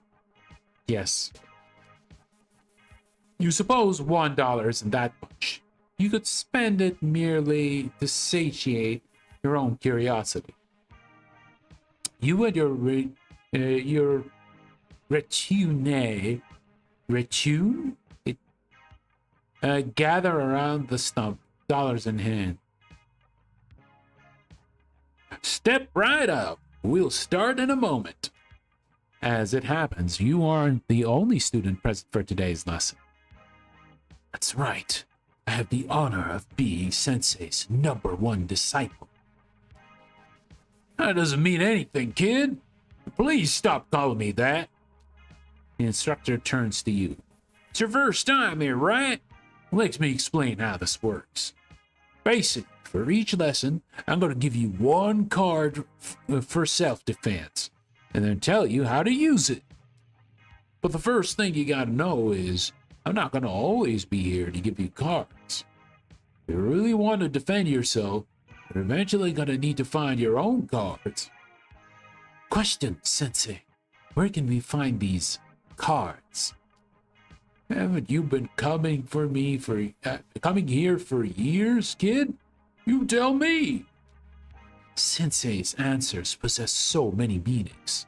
True understanding still eludes me. Okay, kid. Okay, look, kid. It's not a riddle. Normally, you just find self-defense cards in shops or credits or chests. Got it? You nod. Shops? Chests?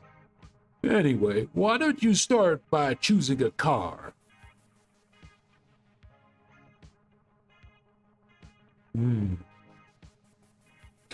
Working defensive fairies. Defensive fairy. Shield 3. Thorns. Ooh, that's cool. I'll take that. Okay, thorns. These are interesting. So the way they work is, whenever an enemy tries to attack your court, it's going to take some damage in return. The more thorns you have, the more damage they'll deal. So if you get enough of them, then most enemies won't be able to hit you more than once. Now, you may be thinking, but I'm still taking damage. Aren't these things kinda not that useful? And you're right. If you're overwhelmed by enemies, thorns aren't going to help you much.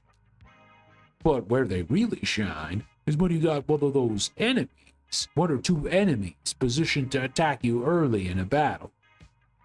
Without any means of defending yourself, an early attack like this can deal a ton of damage.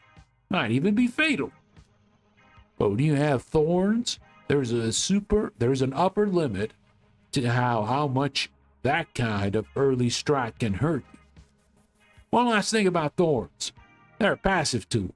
You won't see them with the rest of your cards. Instead, you can see them hanging out over here with all your other passive effects. Over where now? And that's the lesson. Now go try it out.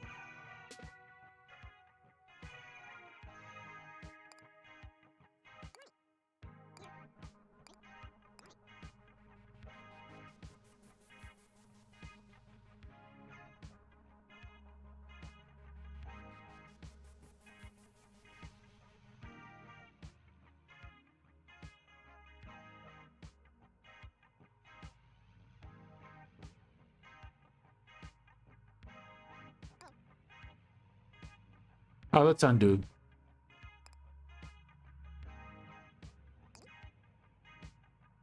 Okay, we'll go with this.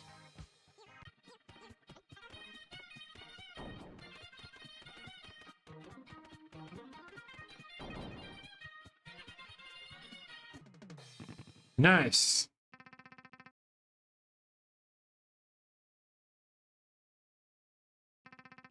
Progress. Oh wait, what the heck? There's a pumpkin here. Or rather, a jack-o'-lantern, because it has a face.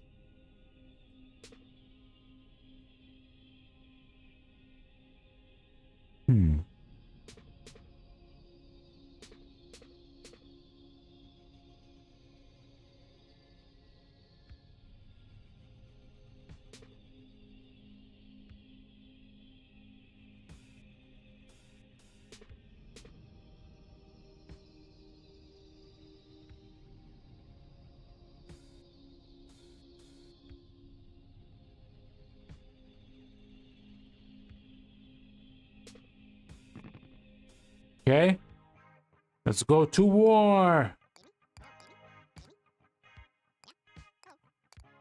Okay, speed up.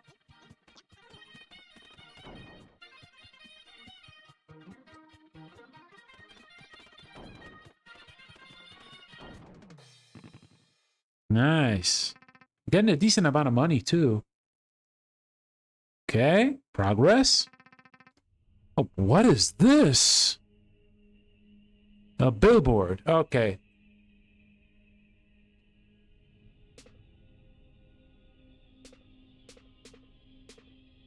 Okay, we need logs.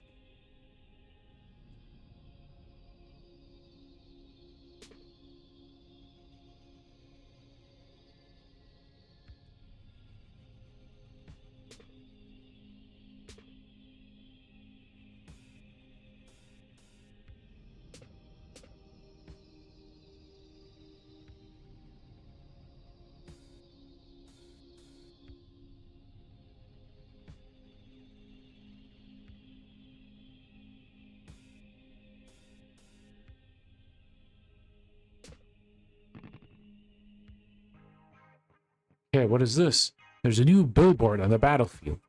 You look through a spyglass at the new billboard. Some of it text is small, but it reads, "The desire for a taco is universal." Quite a bold claim. Does Her Majesty agree? Yeah. Be honest, you could really go for a taco right about now, but that's insufficient proof for the universality of such a desire. Yes, that is what you were about to suggest. As such, the billboard's claims remain unproven, but also unrefuted.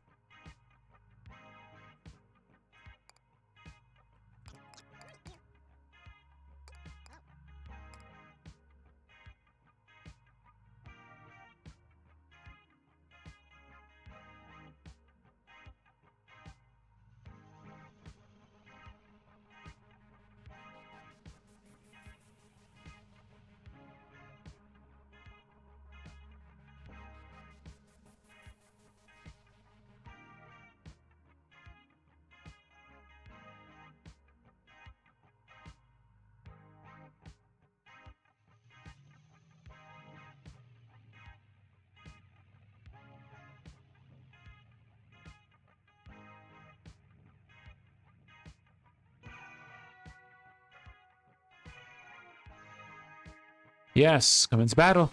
Speed up.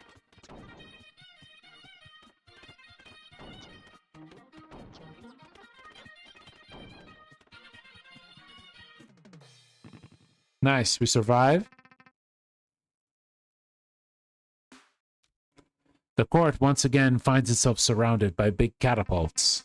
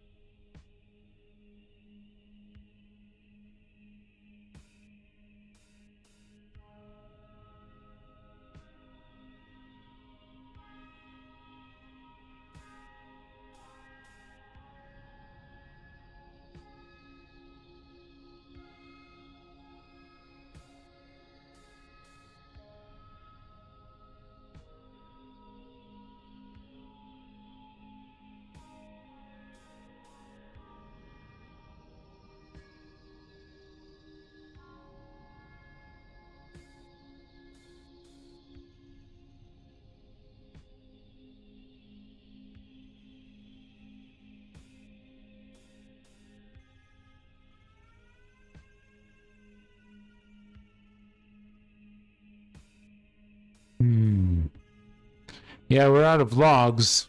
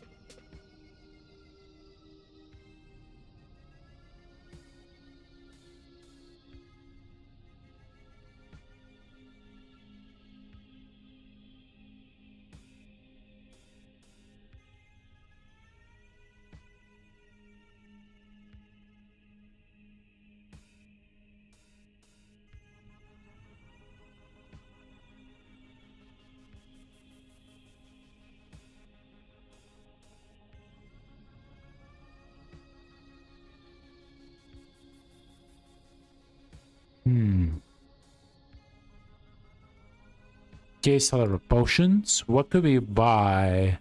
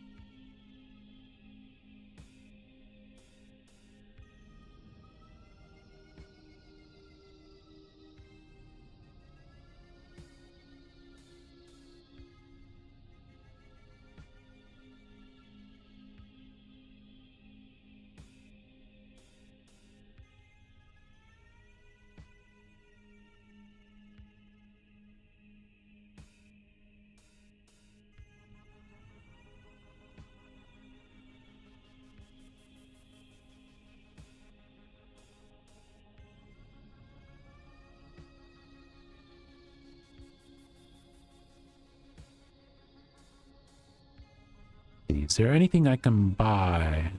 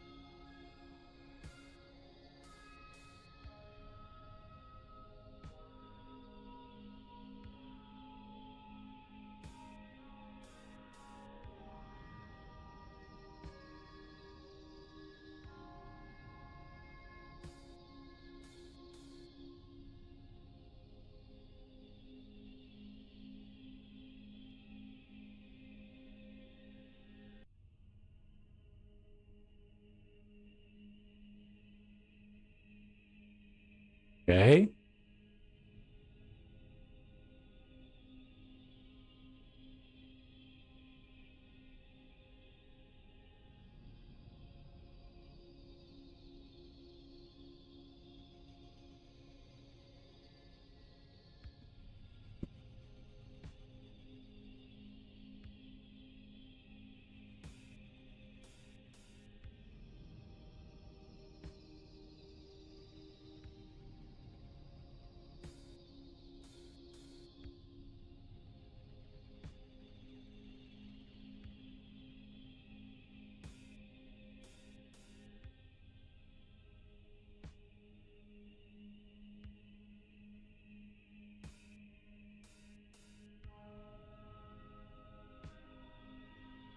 Okay, which one are we gonna get? Yeah,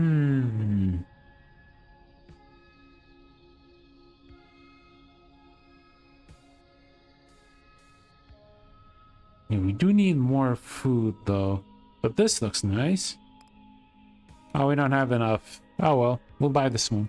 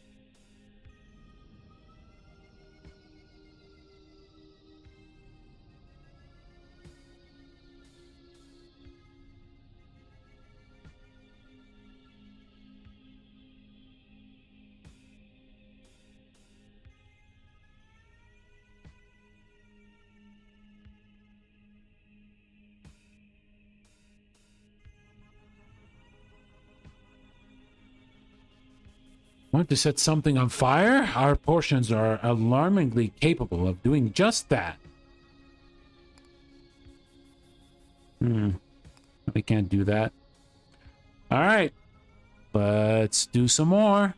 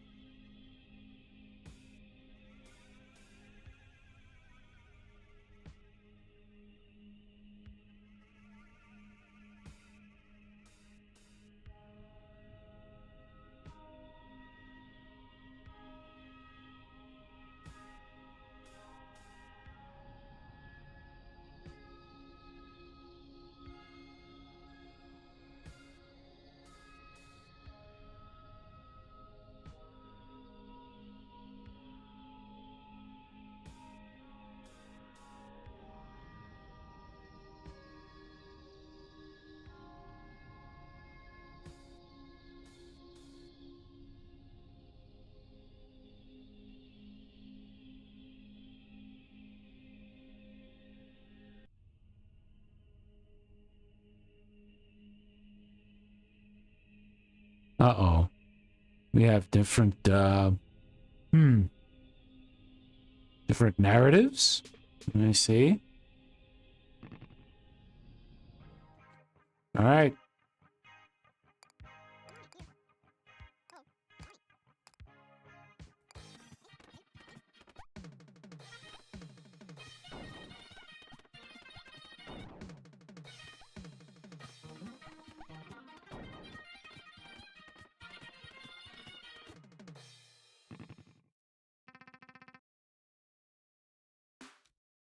The catapults continue their assault, although you know that there are now slightly fewer of them hanging around.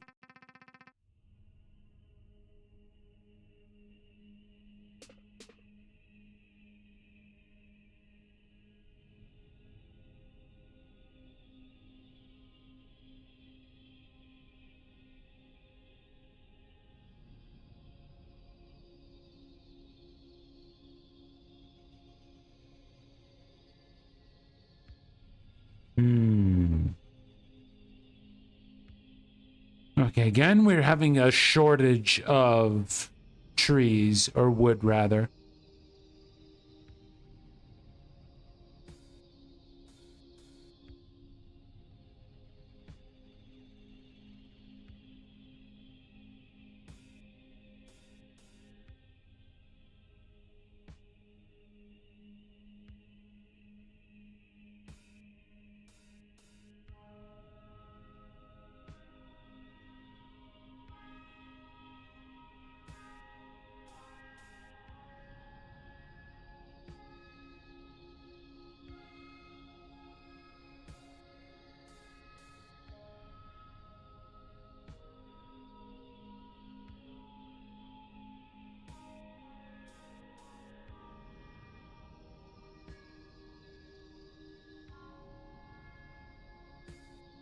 Okay, let's see.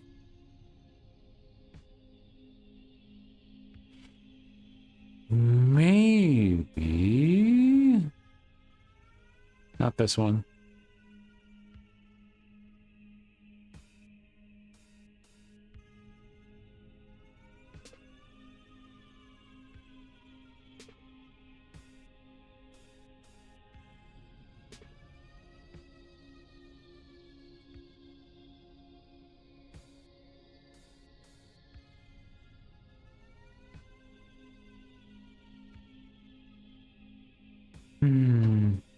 Okay, there is this one. We'll go with that. Go with that as well. Get rid of these catapults.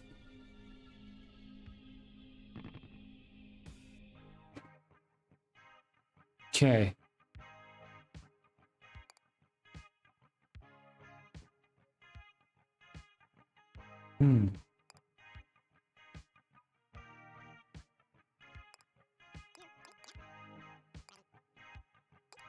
Okay, let's go.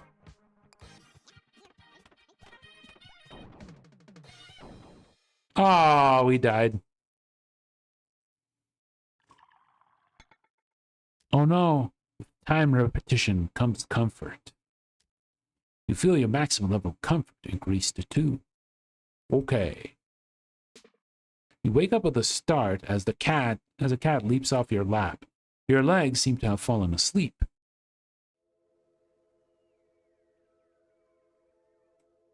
Let's explore the court. Maybe we can find something new.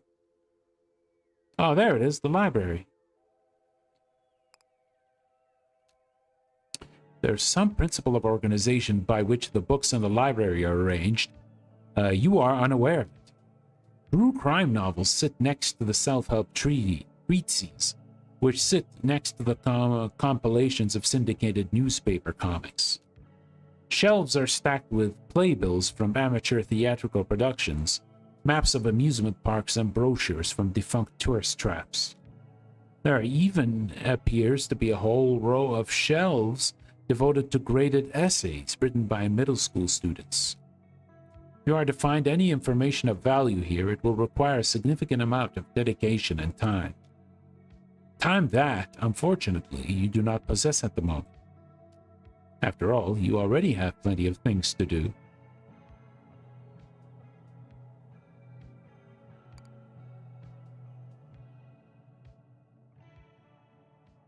There's nothing. Yeah, return to your office.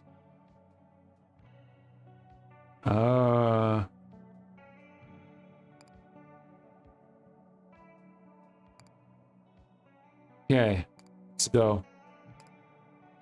After breakfast, the court goes to war.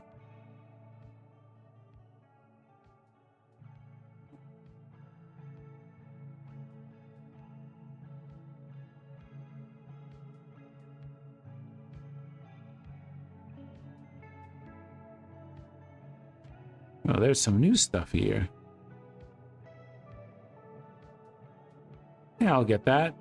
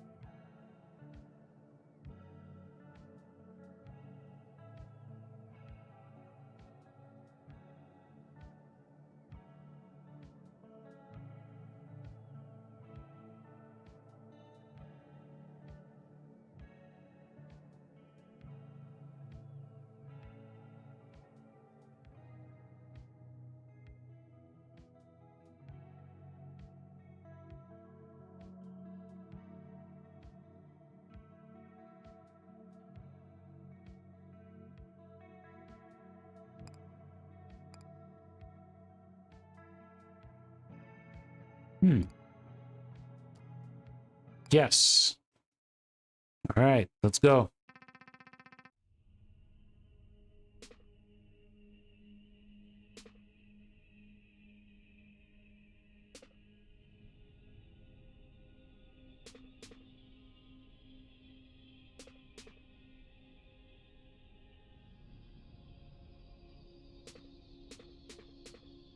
Nice, nice, nice. We got some good chains here.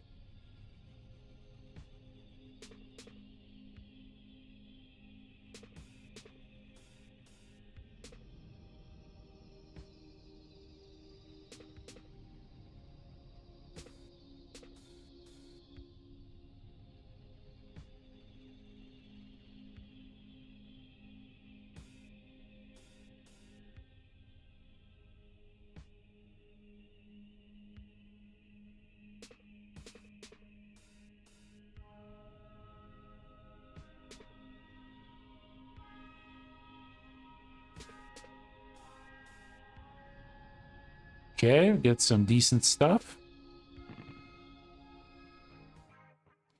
Okay, what is this? Review more instructions? Yes. You have the option of purchasing some lessons of self-defense. Yes. You know the drill, right? Grab a card and explain how to use it.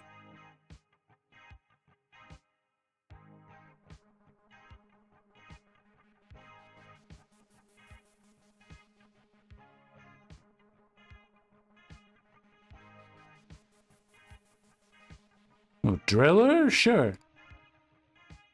You have gained the ability to produce drillers. Drillers! Hey, this is a fun choice. So these guys are like super similar to miners. When your court is safe, they'll be gathering stone from hills for you. But when your court's under attack, they'll come defend it. They seem great, right? Problem is, they're not tough at all. Usually takes one or two of them to win a fight with a soldier. And you'll probably lose one of them in the process. But if you have the resources to deploy a bunch of them, they can be a pretty effective means of defense. Finally, I should mention that you can find rangers, which are basically the same as the drillers, except they gathered wood from forests. And that's the lesson. Any questions? Yes, Sensei. These techniques seem geared towards defending a stronghold. What does this have to do with self-defense? Sounds like somebody has expanded their concept of the self to include their community yet. I need more training. Oh, he's just bluffing the hell out of this. All right. It's time.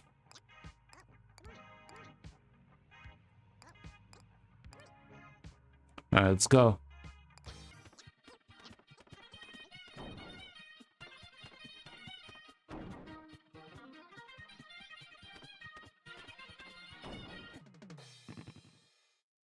Okay, good progress.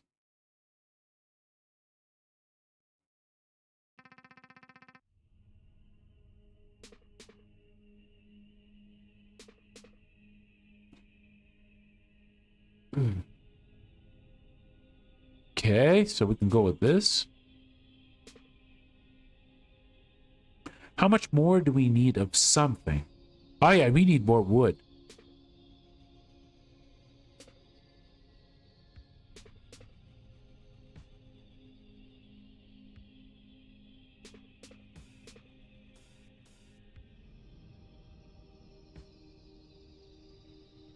Hmm.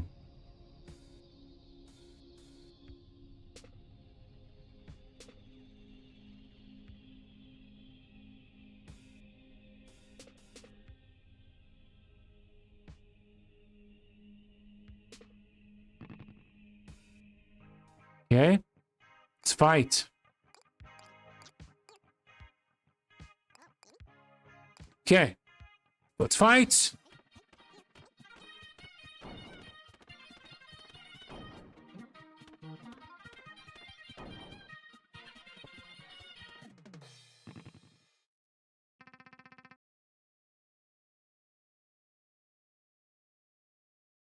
Neat.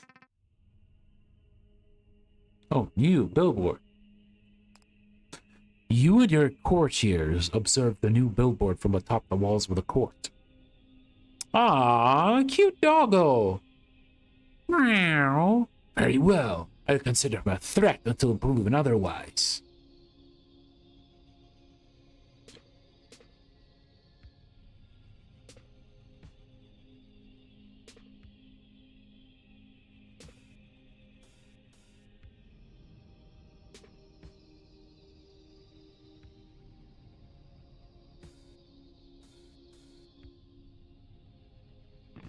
Uh-oh.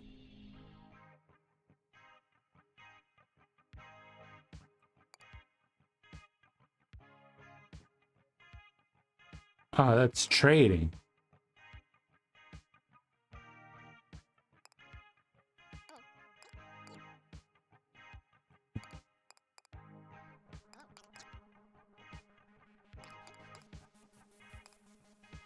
All right, let's go.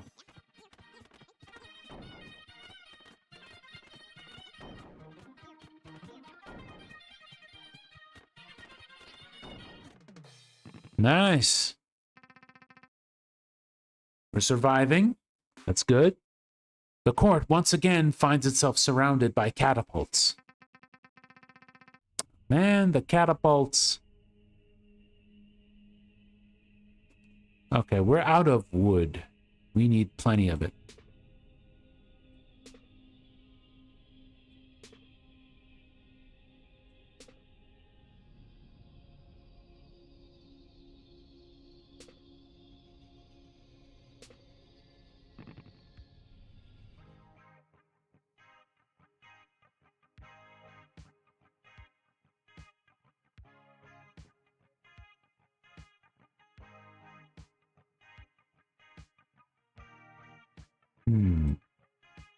Okay, let's fight.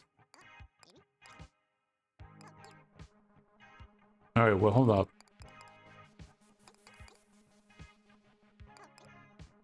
Okay, let's go.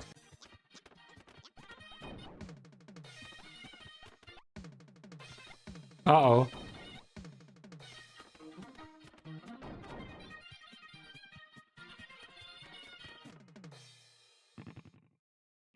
Oh, man, we're surviving pretty well.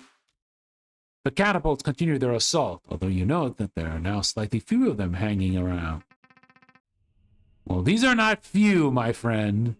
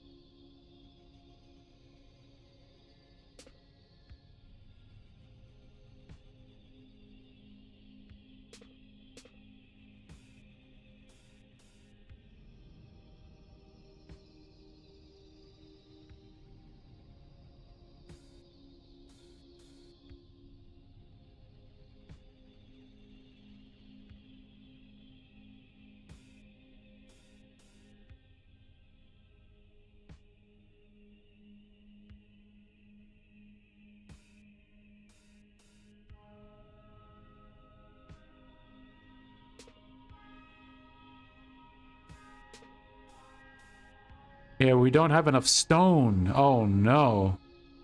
That's not good. Not stone, I mean trees.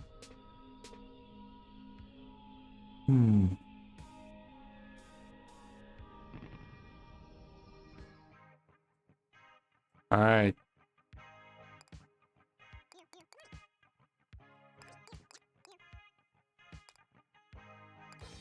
So let's go.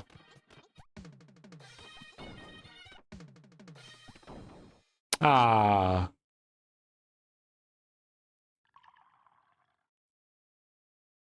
Okay. Like a cartoon rabbit burrowing through the earth, you suspect you may have taken a wrong turn somewhere recently. Like, I don't know, Albuquerque? Perhaps you have time to go for another shower? Yes. You turn on the water, wait for it to heat before stepping in.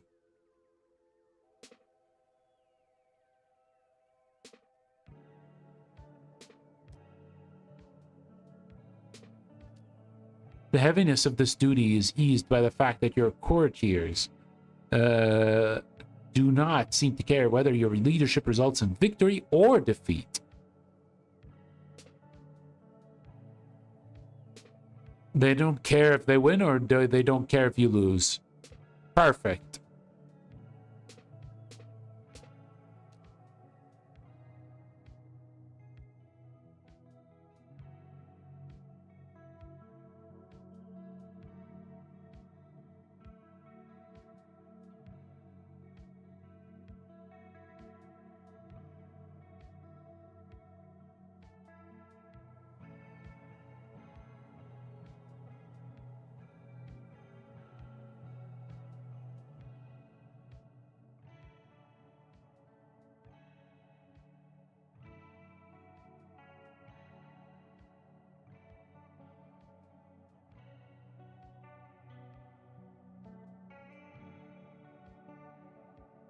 Okay. Sure, the combatants on all sides are conflicted. The conflict are immortal, meaning the violence is free of the standard consequences. All right, more puzzling.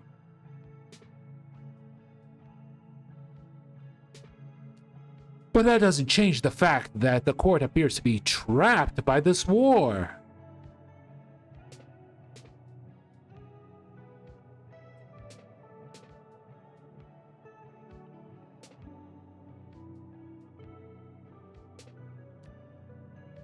To hear your courtiers describe it, the war has been ongoing since before any of them can remember.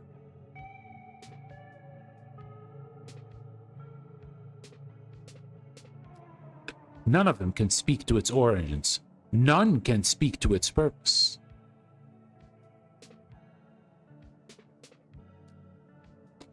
They go through life every day expecting to be violently conquered as a matter of course, for reasons beyond their understanding.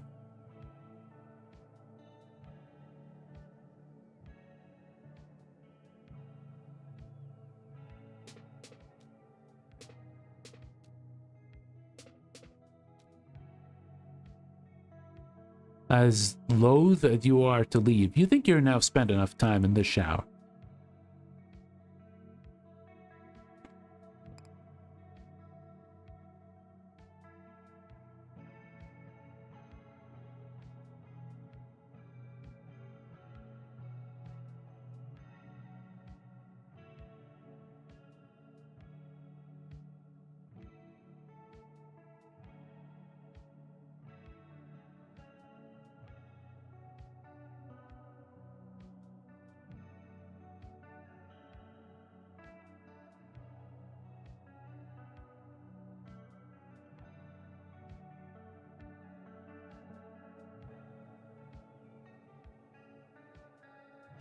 All right, someone has left a book of magic on the table.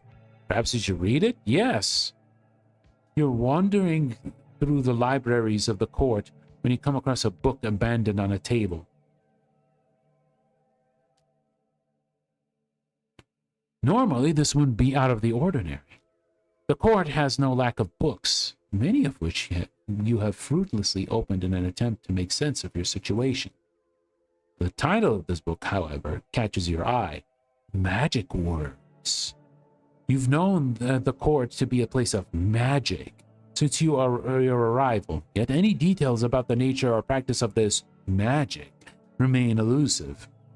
Until now, perhaps? Showing a little hesitation, you open the book to read the first page and begin to read.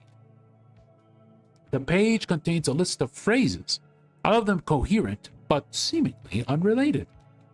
Phrases like, "My name is Magnus von Braun. My brother infected the V2. We want to surrender."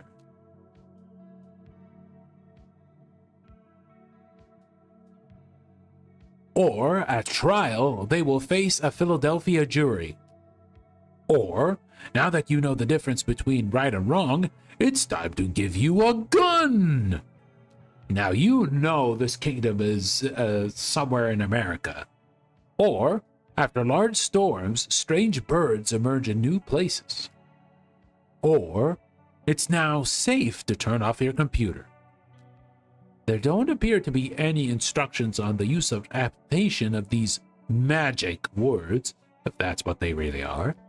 You try speaking in a few of the phrases aloud. Nothing happens. You flip to another page. Under the exact heading of potent chants, you find the this phrase, exacto knife, not quito knife, dead wrongo knife, spoon.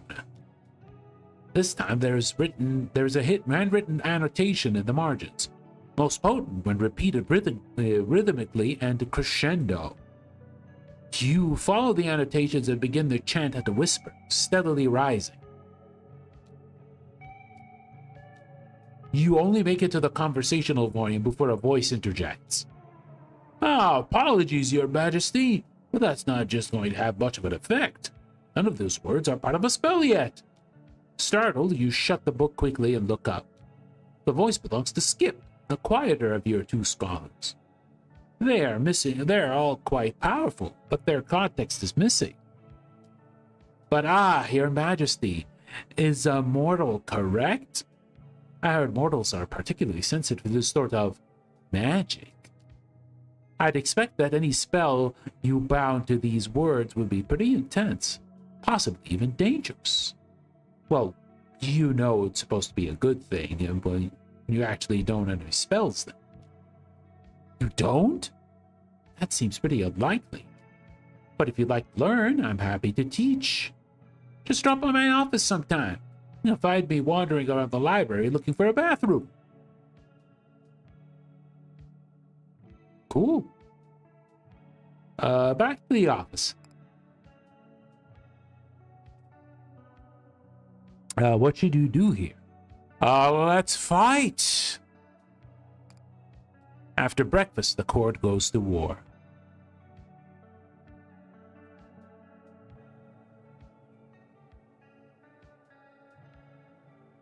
Yeah, let's go with 2 mulligans.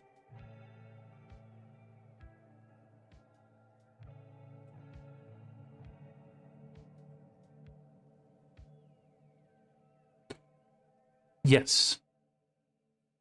There we go.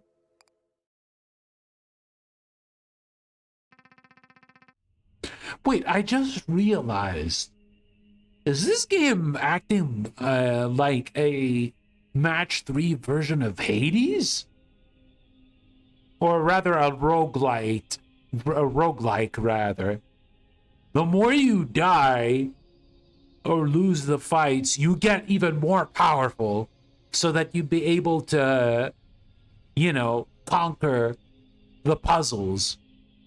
And they add a little bit of a narrative part in it too. Interesting. Very interesting. Yeah, it is pretty smart. It is pretty addicting though, I gotta say. These match 3 games, you can actually seem pretty fun. Puzzle Reverse Hades sounds pretty lit. Seems like it. Yeah, that's what I noticed. So we seem to get like even better buffs the more we like lose matches or rounds. Oh, what is this? The chest will be yours to open during low tide. Okay. Hey, it's 2026. Everyone got addicted to something. True?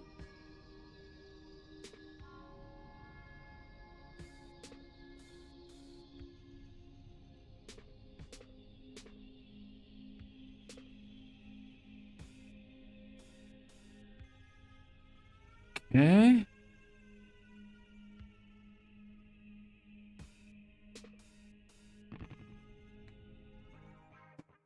And you? Yes. More self-defense. You know the drill, right? Grab a card and I'll explain how to use it.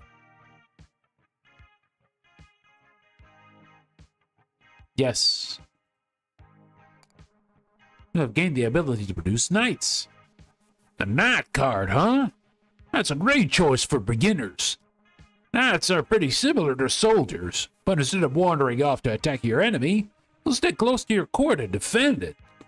Also, they're tough. One knight can easily defeat 2 to 3 soldiers without any help. As for their weakness, well, you'll need a lot of food to deploy them. Also, you'll need to deploy new knights every battle if you want to keep using them. Otherwise, they're a rock-solid choice for self-defense. Got a war going on right now, right? Why don't you try them out? Anyways, that's today's lesson. Any questions? Yes, Sensei. When you speak of deploying things, what would this mean? It means you need more training, kid. Okay. Have a night.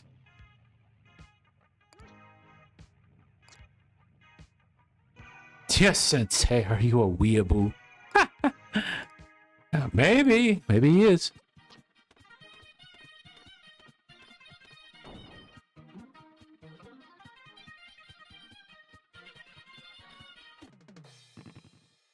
Nerd. All right. Yeah, he's pretty much a nerd. Oh, we need stone. Whoa.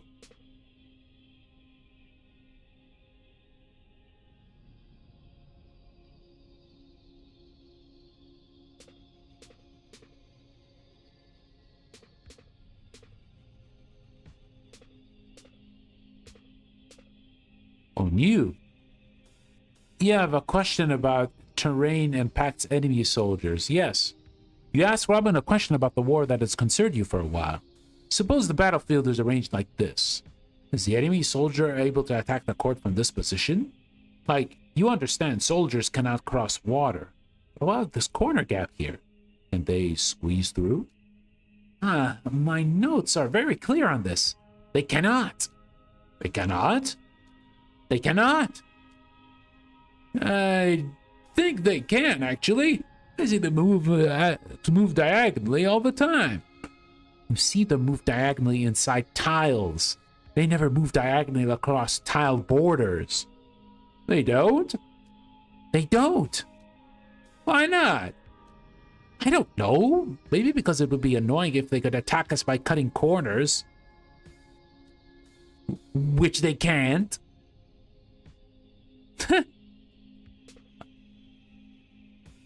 Okay.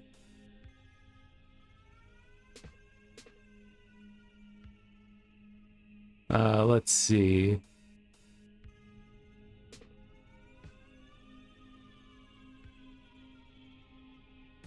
Where? Yeah, we can do this.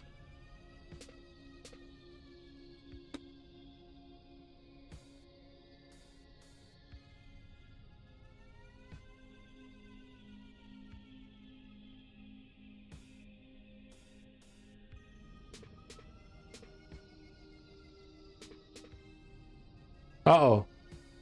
We need to get rid of these castles. That's kind of bad. Uh-oh. Might be in trouble.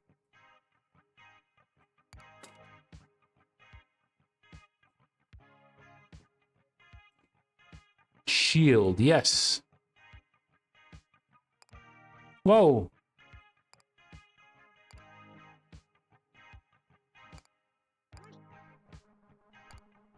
Uh-oh.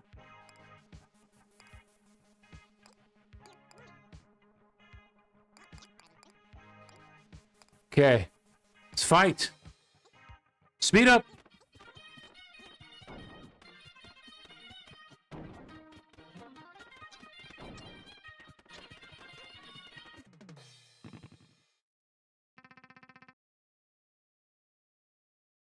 All right. We're advancing. Oh, there's too many of these.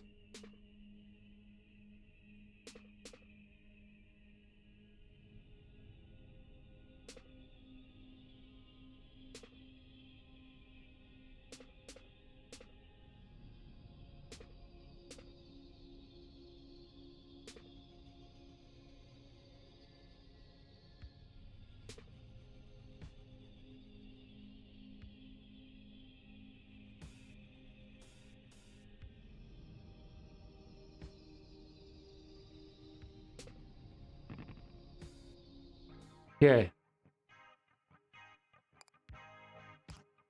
Oh, we don't have enough.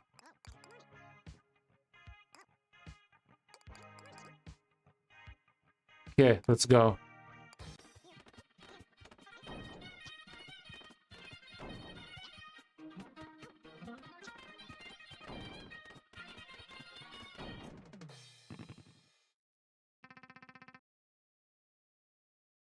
Nice. Almost there. Oh no, catapults. These catapults, they're bad.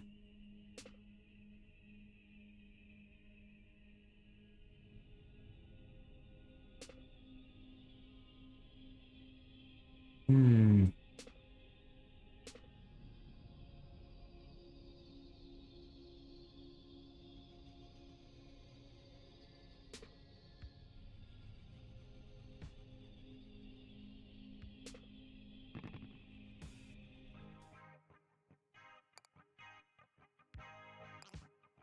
Oh, I don't have enough.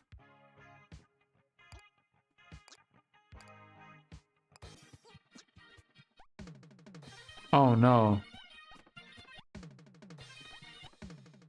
Oh no, the catapults.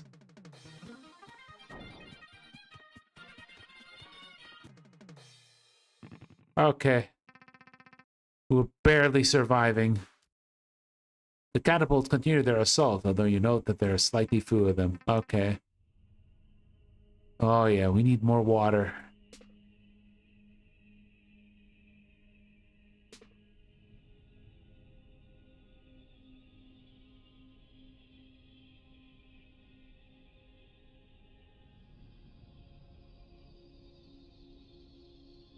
Hmm.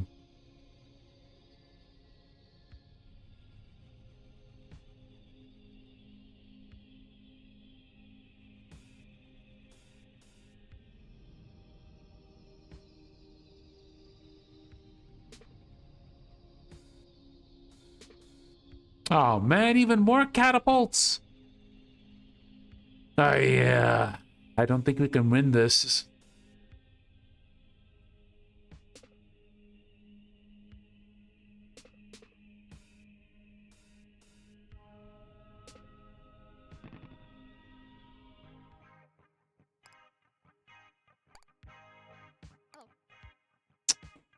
No.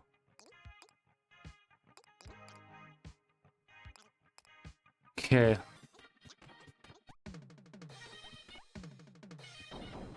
Ah. The mulligan's still available. Perhaps you want to try that battle again? Yes.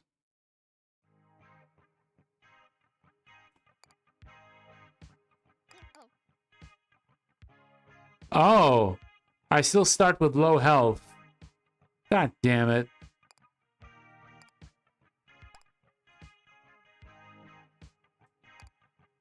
Uh...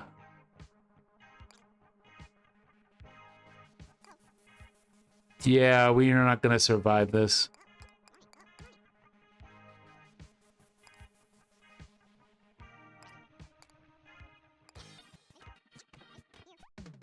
Nope, it's over. Nah. Oh, well.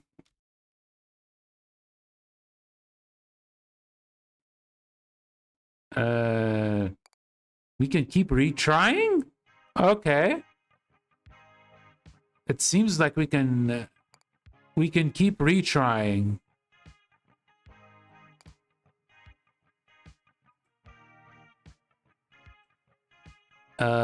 Yes. Burn it.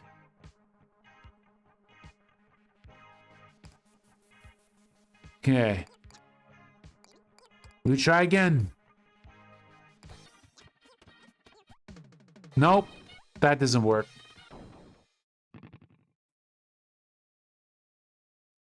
Yeah, it doesn't work.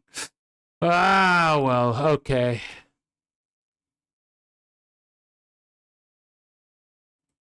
Connect? Well, this is showing me that we're still fine. You blink and everything falls apart. You blink again and everything fits together. A nearby witness stops and whistles, "Cool trick." Yeah, I think we should be. Yeah, we should be fine. I see OBS is working. And Twitch should be okay. I think. Yeah, I think Twitch should be okay now. YouTube should be okay, and Twitch as well. Let me actually refresh. Wait, it's not even dropping frames, though.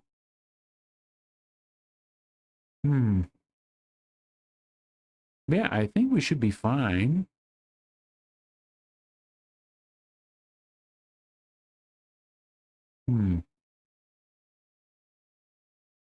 Yeah, there we go. Yeah, we're good. Okay, we have something new. Okay, look out the window. There appears to be a bike race proceeding along the inside of the court's outer walls. Neat.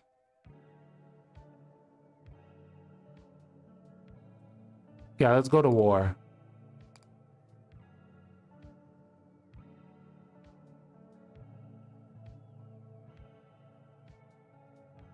Yes.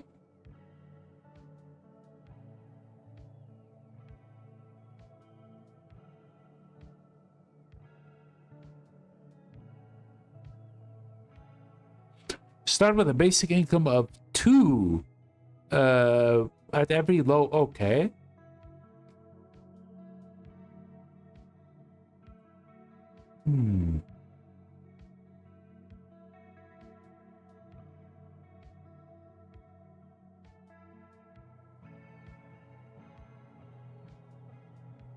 Yeah, we'll go with that.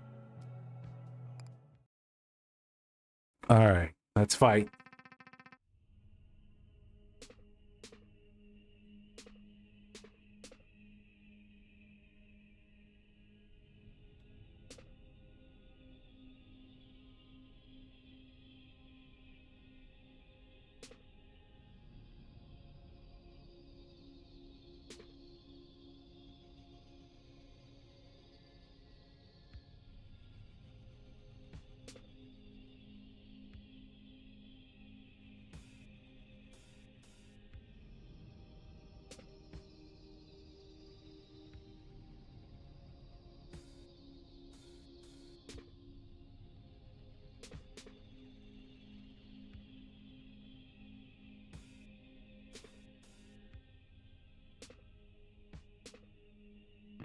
Okay. Okay, we have something new here. Yes, more self-defense. Yes.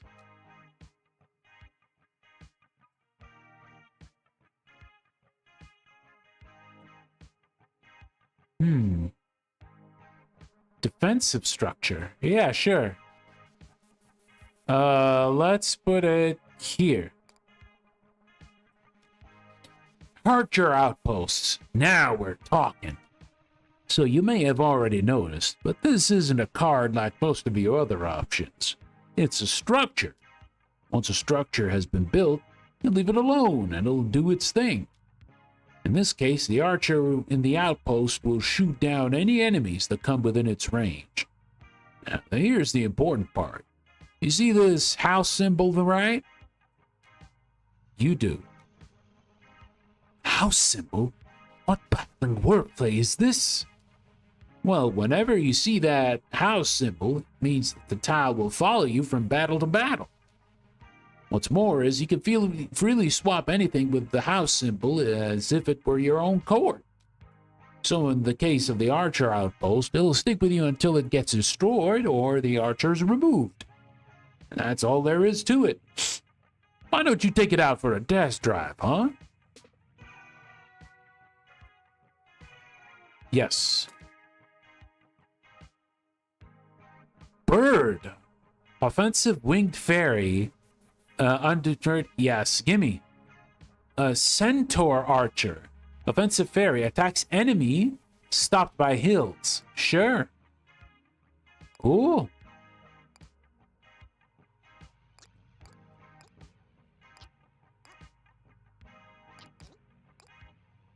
Okay. Let's fight.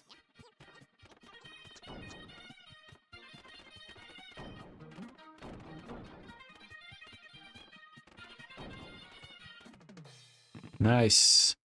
Good progress. Okay. We're getting there. We're getting there, guys. Oh.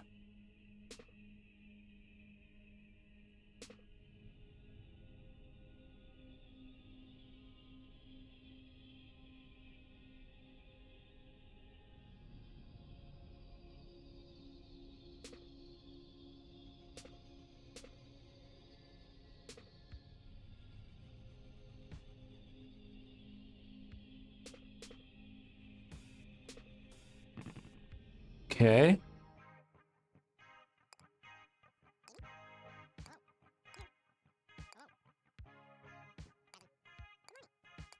Okay.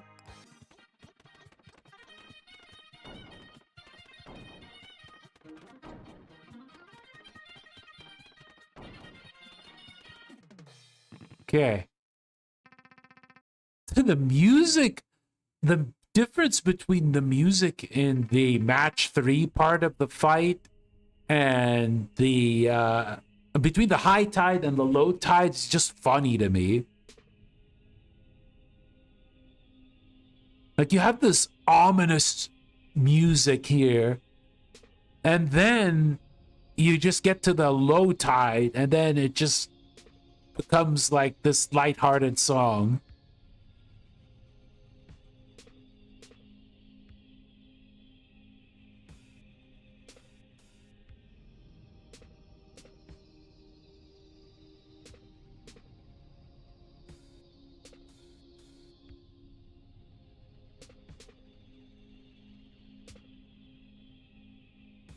Okay.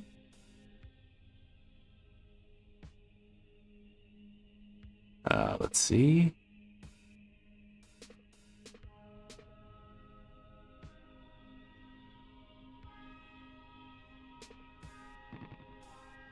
All right. Let's prepare. What is this? Billboard. With idle interest, you look towards the new billboard.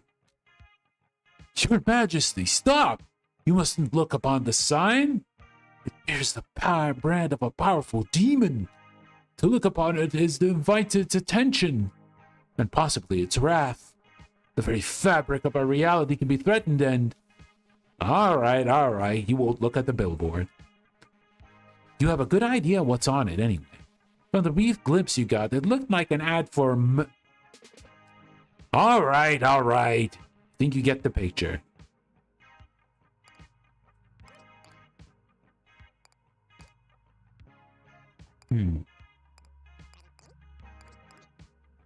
Okay, this is better. Okay, fight!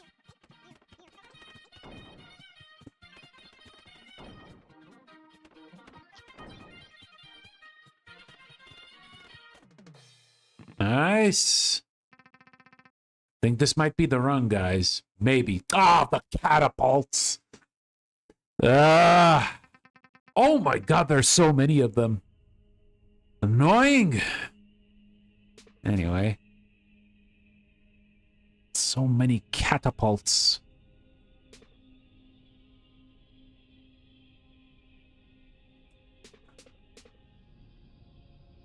Okay. We need more logs.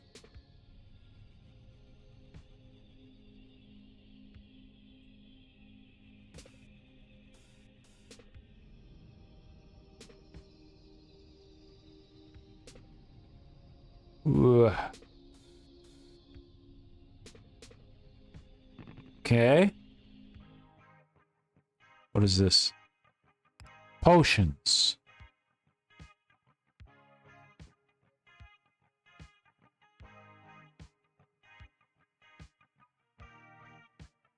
Yeah.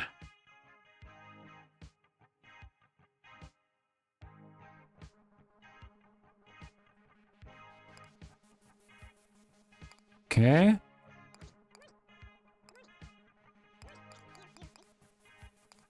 Okay, let's go. Oh no.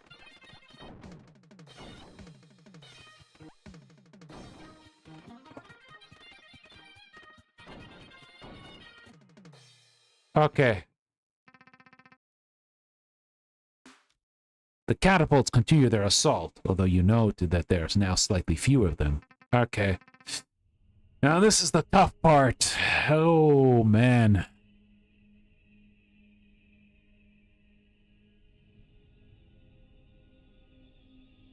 We need more logs.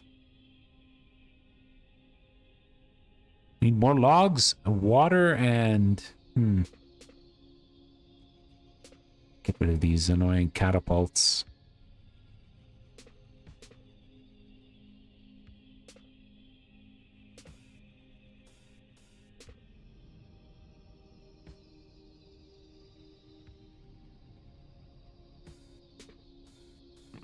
Okay.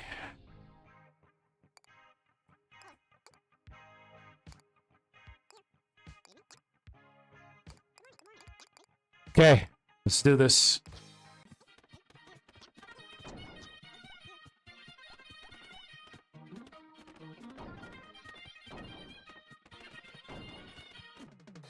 Oh, we did it! Nice. Are we passing forward? The tide washes away the last of the catapults. You appear to have weathered the storm. The threat of the catapults now eliminated. The glass house pulls up next to the court, and you receive another phone call. The salesman offers congratulations for your victory and asks if there are any further assistance he may provide. You answer immediately if he asks to know for a way for you to return home. Oh, definitely. Let's pull up over somewhere and I'll draw you a map. Oh. Okay. The salesman shows you the map and explains the directions. Okay, so you've seen this before, right? I have, but no one thus far has offered an explanation for any of it. You assumed it was some sort of a map. Hey, it kinda is, but it changes every day. So I say it's really more of a weather report. But it's pretty simple. Each of these rows is a battle. Within a given row, each column is a battlefield. Do you follow? No, you don't. You'll figure it out. But importantly, did you know that you can choose from 3 potential battlefields before every battle? No, you did not know that. Anyway, here's where you are right now, smack in the middle of the war. Get home, you're first going to have to make it to victory, which is right up here. Before or after the dragon? After. Of course. Making it to the end isn't enough. After that, you'll need to make an exit. Make an exit. Knowing the abstract nature of movement through the tide, you be willing to elaborate on that? Oh yeah, it's confusing, right? These roots that were conjured back in the 60s.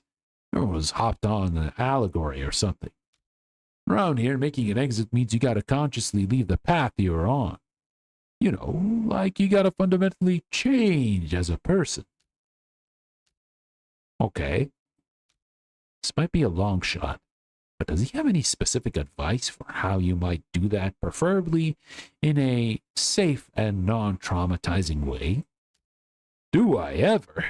Your Majesty, and that's our speciality. He sweeps his arms back to reveal a shelf of bottles under a marquee that reads, Love Potions. Love Potions? Is he attempting to make a joke? Not at all. Nothing changes a person more than love.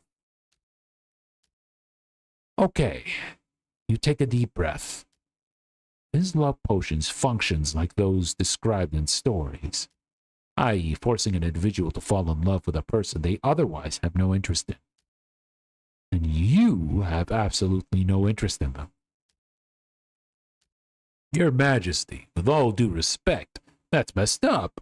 I don't sell anything like that. You've been hearing some weird rumors, huh? I blame my competition.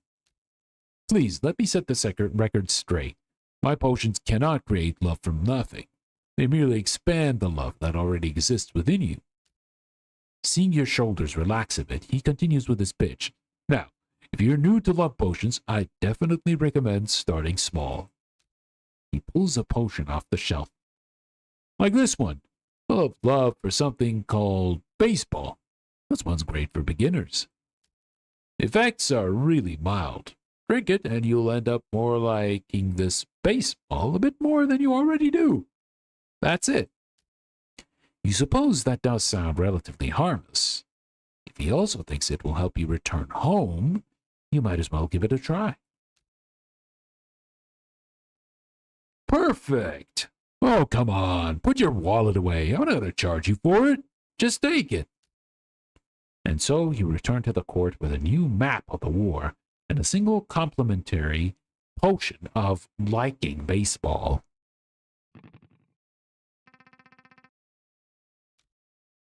Ah, now you have a certain idea of what you're looking at here. Based on what the salesman told you, this is either a map or a weather report.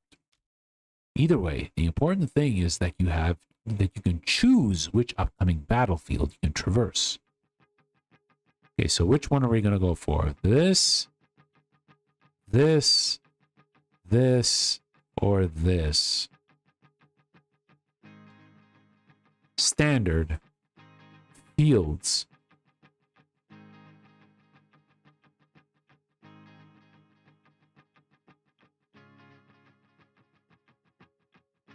She has the hospital, but her enemies are archers and goons. Scamps and goons. Archers and goons. Yeah, we'll go with the standard. What is this? There's a new sign on the battlefield. You look through a spyglass at the sign in the distance. Dead end. Ooh, I know this one. This is a memento mori. I hear they're popular among mortals. This one is quite simple, perhaps even unrefined. It says dead end, so any mortal who reads it can remember exactly what awaits them in the end. In case they forgot. Precisely. You deem it unnecessary to offer any sort of correction. Oh, there are a lot more soldiers here.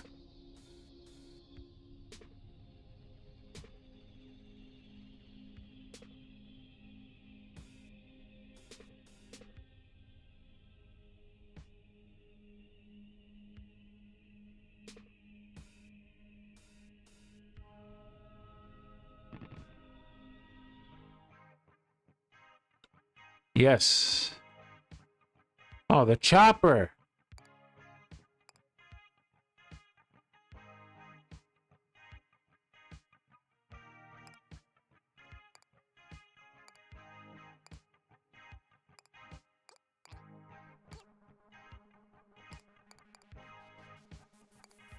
Oops.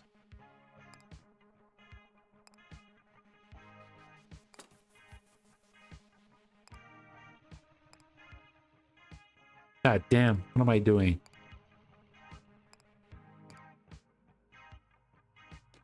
Oh, that allows me to move.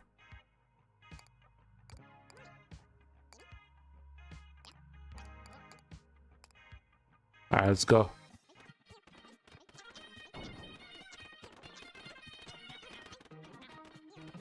Uh-oh. Ah! Dedge. We have a mulligan, though. What is this? Yeah, let's start from the high tide. Let's see.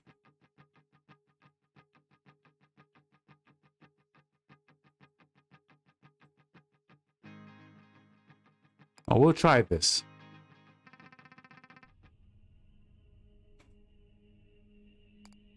You look through a spyglass at the end of the sun at the distance. Oh, it's the same one.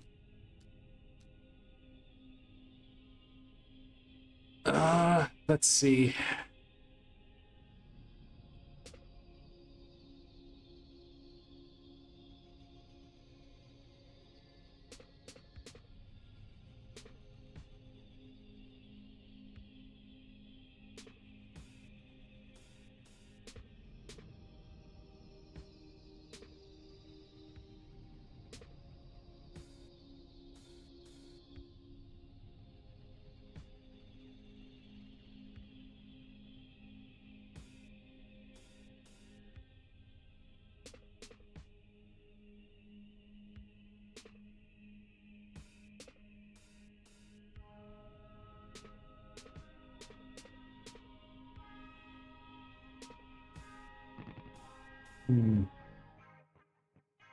Okay. A medical establishment is offered to sell you.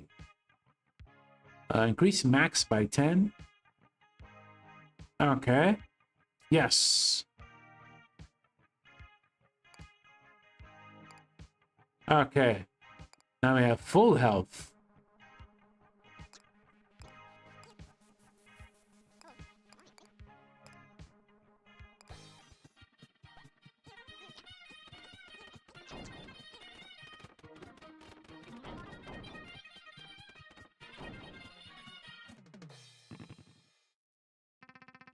Okay, we survived.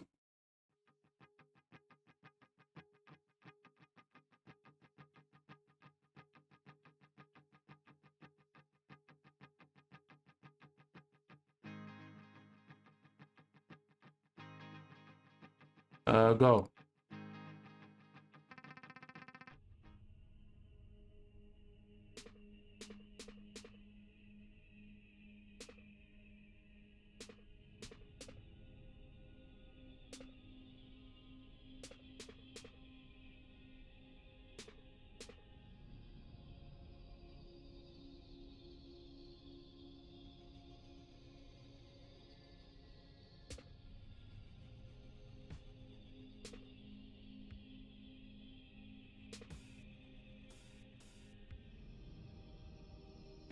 Not enough logs. Hmm.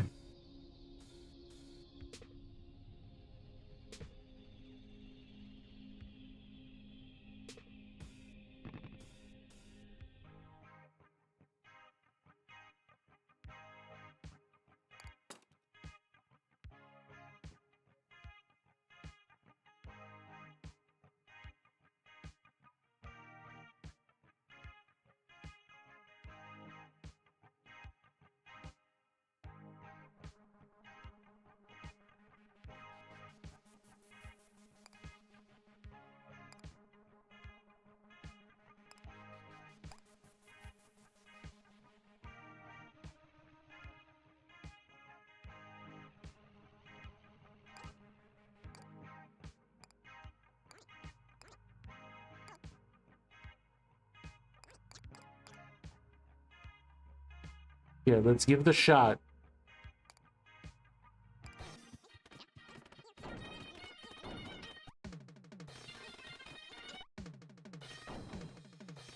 Ah, damn it. Oh, we have another chance for a mulligan. Let's try from high tide.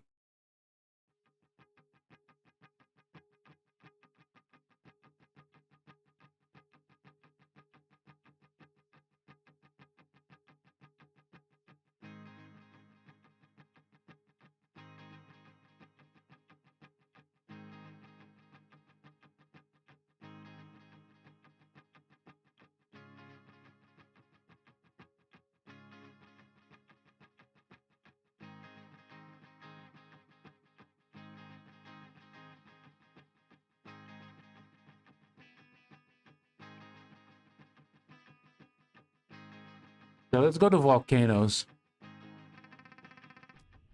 You notice that a slightly different hill has made an appearance on the battlefield. You hate to ask, but those are definitely volcanoes, aren't they? Says Robin. Yes. Yes, Your Majesty. When those volcanoes erupt, their surroundings will take 6 damage and burst into flame. Hello again. A quick clarification is now necessary. When Robin says the volcano surroundings take damage, that includes diagonal neighbors. Also, you can see when the volcanoes erupt here over the timeline. Also, please note that volcanoes actually match with standard hills for some reason. With this life-saving information imparted, I will again take my leave.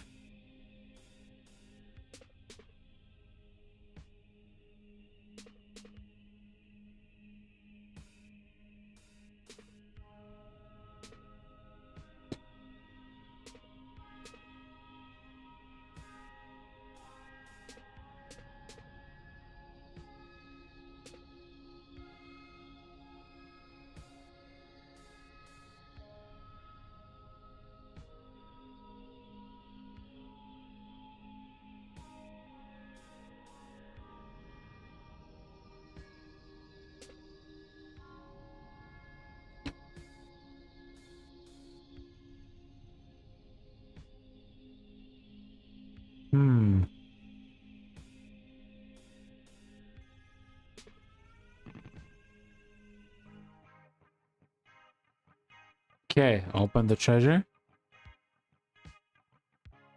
Double beam. Ooh. That's so good. Big shield. Yeah, why not?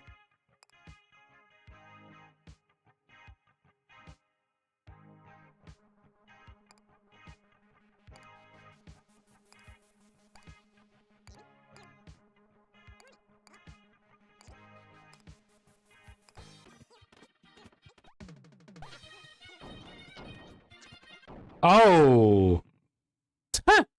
My managed to get some lava. Damn. Okay. You sit for a time on the side of the bed trying to find a way the headache will go before the day's work begins. Well, it is getting a bit late, so I guess we'll probably have to call it here. At least we made some progress. We're almost reaching home, and we're getting powerful with each run. So that's pretty cool. This game is actually kind of cool, I gotta say. Not much in the music department, but what is there is interesting. But having a roguelike match 3 with a strange narrative is very unique. I will definitely give it that. I think we're probably gonna try it again next week. Yeah, we'll probably try it next week as well. Hopefully we'll get some good progress. Yeah. With that said, guys, thank you all for watching either live or via the archives. Tomorrow, we'll be playing our usual Monster Hunter, and we're playing some Monster Hunter Generations. There is a chance that Kirby might not be joining us tomorrow because he might be busy with IRL stuff. So it might just be myself, Hugh, and Zen. We'll do our best despite him not being there to carry us. But we'll be okay. We'll be okay. We shall see, though. But before I go, let me send you guys somewhere on Twitch. Twitch.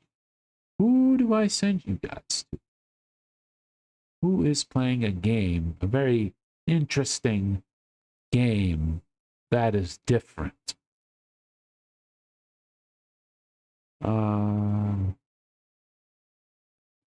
Who is this?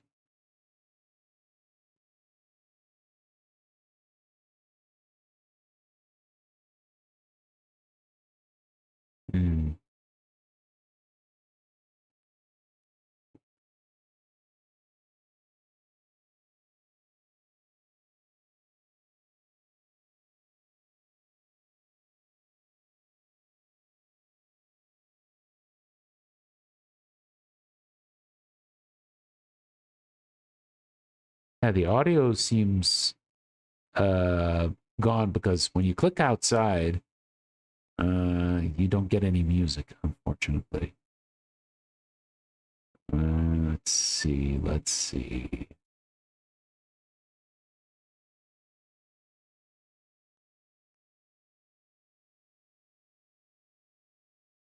Hmm.